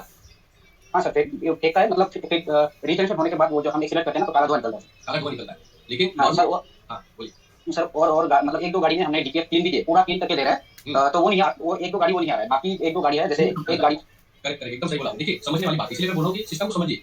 आपका जो डीपीएफ है वो एक फिल्टर है, जब आप उसको रेगुलर यूज करते हैं तो उसके अंदर जो है ना वो सूट मास जो है वो उसके अंदर जमा हो जाता है, ठीक है। अब क्योंकि उसके अंदर नेचुरल रीजनरेशन हो ही नहीं रहा है, बार बार वो जाम हो जाता है और आपको एरर आ जाता है। एरर होने के बाद उसको स्कैनर के जरिए उससे जबरदस्ती रीजनरेशन करवाए, करेक्ट है। तो अगर इस तरह से 10-12 बार रीजनरेशन हो गया तो उसमें क्या होता है, इसी टाइम के बाद में जो है आपको काम चलाओ सूट मास लाके दे देता है और एरर इरेज कर देता है, ठीक है। उसके बाद आप क्या करते हो, उसको पार्ट रीसेट कर देते हो, सही बात है ना, पार्ट रीसेट किया 0-0 हो जाता है। ऐसे में फिल्टर के अंदर थोड़ा सा मास है ना वो रहता है। अब जब आप उसी कंडीशन में चला के लेकर जाते हो तो 1 महीने बाद वो वापस आ जाता है। इसका सही तरीका क्या है, शुरुआत के 4 से 5 बार आप रीजनरेशन कर सकते हो। अगर सही टाइम पे आ रही है, 6 महीने 8 महीने बाद अगर गाड़ी आ रही है तो रीजनरेट कीजिए। लेकिन अगर 3 महीने बाद आना शुरू हो गई ना तो क्लीन करना कंपलसरी हो जाता है। हम स्कैनर के जरिए जादू नहीं कर सकते। मैंने वीडियो बनाई थी यूट्यूब के ऊपर, मैंने उसमें समझाया था कि ऐसा होता नहीं है। सिस्टम को समझिए वो कैसे तरीके से काम कर रहा है, और यही चीज हम लोग अपनी ट्रेनिंग में समझाते हैं, हर एक सिस्टम को समझाते हैं, समझे आप कहने वाले। हाँ। तो ये आपने सही बोला कि जिनको आपने क्लीन करके दिया है उनमें प्रॉब्लम नहीं आती, लेकिन जिनको सिर्फ रीजनरेट करके दिया है उनमें प्रॉब्लम आती है। दो चीजें जी। सर एक गाड़ी मतलब 1.5 महीने पहले दूसरे जगह से क्लीन करके लाए थे, फोटो भी दिखाए, बहुत सारा वो सूट मास निकला, तो वो गाड़ी 1.5 महीने बाद फिर से हमने क्लीन किया तो उससे ज्यादा निकला सर। तो उसका कुछ उसका कारण मैं बताता हूँ। जब भी आप क्लीन करोगे ना तो उसके अंदर ना पार्ट रीसेट का ऑप्शन होता है, ठीक है। क्लीन करने के बाद में आपको डीपीएफ के फिल्टर को रीसेट करना है। सर मैंने तो रीसेट कर दिया, पहले कहाँ से करके लाए थे वो पता नहीं नहीं। किया उसने, नहीं किया। तो उसने अगर नहीं किया है ना तो इसी हम क्या सोच रहा है कि डीपीएफ पुराना वाला है बस रीजनरेट हुआ है। आप समझे कहने का मतलब। नहीं सर, मतलब वहाँ से बहुत ब्लैक इसमें बहुत सूट मास बहुत निकले, तो हमने फिर से क्लीन किया तो उससे ज्यादा निकले सर। तो वही मतलब हाँ उसका रीजन है। एक चीज मैं बताता हूँ, सूट मास के भरने का कोई टाइम पीरियड है, कोई किलोमीटर का सिस्टम नहीं है। सबसे पहली चीज तो ये समझिए। ये सिस्टम इस बात पे भी डिपेंड करता है ड्राइवर गाड़ी किस तरीके से चलाता है। अगर आपका खराब ड्राइवर है तो आपने देखा ना जो घुट-घुट करके एक्सीलरेशन देते हैं, तो उसकी वजह से इंटरनल कंबशन जो प्रॉपर तरीके से होना चाहिए वो नहीं होता है, सूट मास ज्यादा पैदा होता है। दूसरी चीज की ट्रैफिक में जब गाड़ी चलती है तो ट्रैफिक में क्या होता है, आप गाड़ी चलाते हो रुकाते हो, चलाते हो रुकाते हो, इससे भी सूट मास ज्यादा पैदा होता है, क्योंकि रीजनरेशन के लिए टाइम मिलता ही नहीं। समझे आप कहने को, तो वो जल्दी भर जाता है। तो इसीलिए जब भी आप क्लीन कर रहे हो तो रीसेट करके भेजिए। अगर उसने रीसेट नहीं किया होगा और ड्राइवर भी सही नहीं होगा, डीपीएफ के सूट मास के भरने के बहुत सारे कारण होते हैं। उनमें से एक कारण ये भी है रोड कंडीशन, और दूसरा कारण एक मेजर जो मैंने इंडिया में देखा है वो है ड्राइवर के ड्राइविंग सेंस। यहाँ पे ड्राइविंग सेंस बिल्कुल नहीं होता है ड्राइवर्स को। उनको ये पता ही नहीं कि डीपीएफ के लिए मुझे कांस्टेंट स्पीड मेंटेन करके गाड़ी चलानी चाहिए जिससे कि रीजनरेशन होता रहे, ठीक है। क्या उनको पता चल गया तो फिर आप लोगों के पास आएंगे भी नहीं, वो लोग गाड़ी टाइम से टाइम हाईवे पे लेते हैं। जी बोलिए। मैंने सर बता दिया, ऐसे 60 में चला रहे तो आप 4-5 किलोमीटर 60 में ही चलाते जाइए, तो अपने आप इसी रीजनरेशन कर लेंगे। तो वो करके भी मैंने एक बार इस तरह से करके दिया था, तो उसके बाद ये प्रोसीड्यूर बोला था, बोलने के बाद उन्होंने बोला ये है। तो सर मैंने वो एक चीज देखा, तो उसका डीजल फिल्टर बहुत जाम था। हाँ तो देखिए एक चीज समझिए, डीजल फिल्टर हो गया, एयर फिल्टर हो गया, इंजन वाल हो गई, टर्बो हो गई, आपकी एयरलाइन रिलेटेड कहीं भी दिक्कत होगी, फ्यूल लाइन रिलेटेड प्रॉब्लम होगी, चाहे वो डीजल फिल्टर हो गया आपका, उनमें प्रॉब्लम होगी तो भी आपका सिस्टम जो है ना वो ओपन लूप पे काम करता है। ये ओपन लूप क्या होता है, क्लोज लूप क्या होता है, मैंने ट्रेनिंग में एक्सप्लेन किया है। ओपन लूप पे क्या होता है कि नॉर्मली वो सब जगह से इनपुट लेता है, इनपुट के हिसाब से वो इंटरनल कंबशन में एयर फ्यूल के मिक्सचर को मेंटेन करता है। अगर आप उसमें जो इनपुट है वो सारा इनपुट अगर कहीं पे गड़बड़ा दो, मतलब कहीं पे एक प्रॉब्लम छोटी सी आ गई तो ईसीएम जो है सिस्टम को ओपन लूप पे डाल देगा। ओपन लूप का मतलब क्या है, ईसीएम के पास में एक प्री डिफाइंड वैल्यू है कि अगर कुछ गड़बड़ हो तो गाड़ी को बंद करने की जगह आप क्या करो कि सिंपली फ्यूल ज्यादा डालना शुरू करो। ज्यादा फ्यूल जाने का मतलब है डीपीएफ पे सूट मास ज्यादा जमा हो। अगर आपका डीपीएफ फिल्टर हो गया, कोई फॉल्ट भी होता है ना, एक चीज और बता दो, कई बार क्या होता है ऐसा फॉल्ट होता है जिसमें से गाड़ी बंद नहीं पड़ती, ठीक है। कस्टमर जो चलाया जा रहा है उसमें भी सूट मास जल्दी है, ये भी एक चीज याद रखना। और सर मैंने बोला अगर 4-5 दिन बाद मैं चेक करूंगा वो गाड़ी, अगर सूट मास बढ़ जाए तो टर्बो वगैरह चेक करना है, तो सही रहेगा ना। अब देखिए मैं आपको चीज बताता हूँ, आपने ऐसा उल्टा कर रहे हो, ऐसा मत करो। अगर ऐसा लगे ना कि 1-1 महीने में वापस आ रही है तो कस्टमर को क्लियरली बोलो, इससे आपके 2 पैसे बन जाएंगे। उसको बोलो भाई एयर फिल्टर, पूरी फ्यूल आपकी एयर की लाइन यानी थ्रॉटल से लेकर आपका ईजीआर वॉल, ईजीआर थ्रॉटल, ठीक है, आपका air filter, turbo, diesel filter, आपका डीआरवी प्रेशर स्विच, ठीक है, फ्यूल प्रेशर स्विच, ये सब बोला सर्विस करना ही पड़ेगा। अगर खराब है तो चेंज करो। कस्टमर को आप जिस आदत लगाओगे वो ऐसा काम करेगा, सही बात है। तो पहले काम करके दो, उसके बाद फिर एक चीज चेक करो। इससे अच्छा पहले ही सब कुछ चेक करो, उसके बाद काम करो और उसको जाने दो, आप देखो कि प्रॉब्लम कम। सर मैंने तो 10 दिन पहले तो मेरे पास एक गाड़ी आया सर, टाटा का, तो उसको करना था मतलब यूरिया काटना है। तो मैंने बोला आपका दिक्कत क्या है, तो सर हाई प्रेशर पंप और सर वो यूरिया लेवल सेंसर 2 फैब था। तो मेरे को एक और गाड़ी मिला जो जिसने यूरिया काट के रखा था, उस पे खाली पेस्ट लगा के बना के दे दिया, तो कस्टमर भी खुश हुए। ठीक है, मैं ना इस मामले में बिल्कुल भी फेवर में नहीं हूँ कि आप लोग यूरिया वगैरह बंद करें, क्योंकि उसका मैं वो काम नहीं करता सर। हाँ मतलब मैं इस मामले में बिल्कुल भी फेवर में नहीं हूँ और मैं इसके सख्त खिलाफ हूँ, और ये हम लोग सिखाते भी नहीं है। मैं आपको बोल रहा हूँ, मैं बता रहा हूँ क्योंकि अपने बहुत सारे लोग हैं तो सबके साथ में शेयर करना चाहता हूँ कि एज ए टेक्नीशियन हमारी बहुत ज्यादा जिम्मेदारी है। हमारी एक गलती की वजह से बहुत सारी दिक्कत आ सकती है, ठीक है। तो आज आप देख रहे हो कि टेम्परेचर इंडिया के अंदर हर साल बहुत ज्यादा बढ़ते जा रहा है, और उसी को कम करने के लिए ग्लोबल वार्मिंग हो गया, पोल्यूशन को कम करने के लिए सिस्टम लगाए गए हैं। हमारे जैसे लोग 2 पैसे के लिए उसको बाईपास कर देते हैं। कस्टमर अपना 2 पैसा बचाने की चक्कर नहीं करता है, लेकिन आगे जाके हमारे बच्चे को झेलेंगे गर्मियां और पोल्यूशन और इसीलिए मैंने ये सब काम अभी तक किया नहीं। मतलब मैं जूलॉजी का स्टूडेंट हूँ सर, तो उस हिसाब से मैंने अभी तक नहीं किया सर। मेरे हिसाब से ये खराब लगता है, 2 काम, 1 किलोमीटर कम करना और 1 ईवी सर। नहीं एक्चुअली में क्या होता है मैं आपको समझाता हूँ। जो सही टेक्नीशियन है, जो अच्छा काम कर जानता है, अपने काम को सही तरीके से मेहनत के साथ में समझ के सीख के करना जानता है, उसको सब करने की जरूरत किसको पड़ती है, जो अच्छा टेक्नीशियन नहीं। समझा क्या नहीं? तो मैं हमेशा बोलता हूँ स्किल्ड पर्सन को कभी भी सब नहीं करना पड़ता, अंडर स्किल्ड पर्सन को करना पड़ता है, क्योंकि वो गाड़ी प्रॉब्लम सॉल्व नहीं कर पा रहा है, तो वो शॉर्टकट ढूंढता है, चलो मीटर डाउन का काम कर लेता हूं, 2 पैसे यहां से आए। समझे, वो डीपीएफ को क्लीन नहीं कर पा रहा है, यूरिया को यूरिया प्रॉब्लम सॉल्व नहीं कर पा रहा है, सेंसर टेस्टिंग कर सकता है, एक्चुएटर टेस्टिंग करता है, तो कस्टमर को बोलता है मेरी गाड़ी में बार-बार प्रॉब्लम आ रही है, इसको सॉल्व करो। समझा क्या नहीं? तो ये भी आपको थोड़ा ध्यान रखना है। खैर इंजामुल भाई, थैंक यू सो मच, आपका बहुत बहुत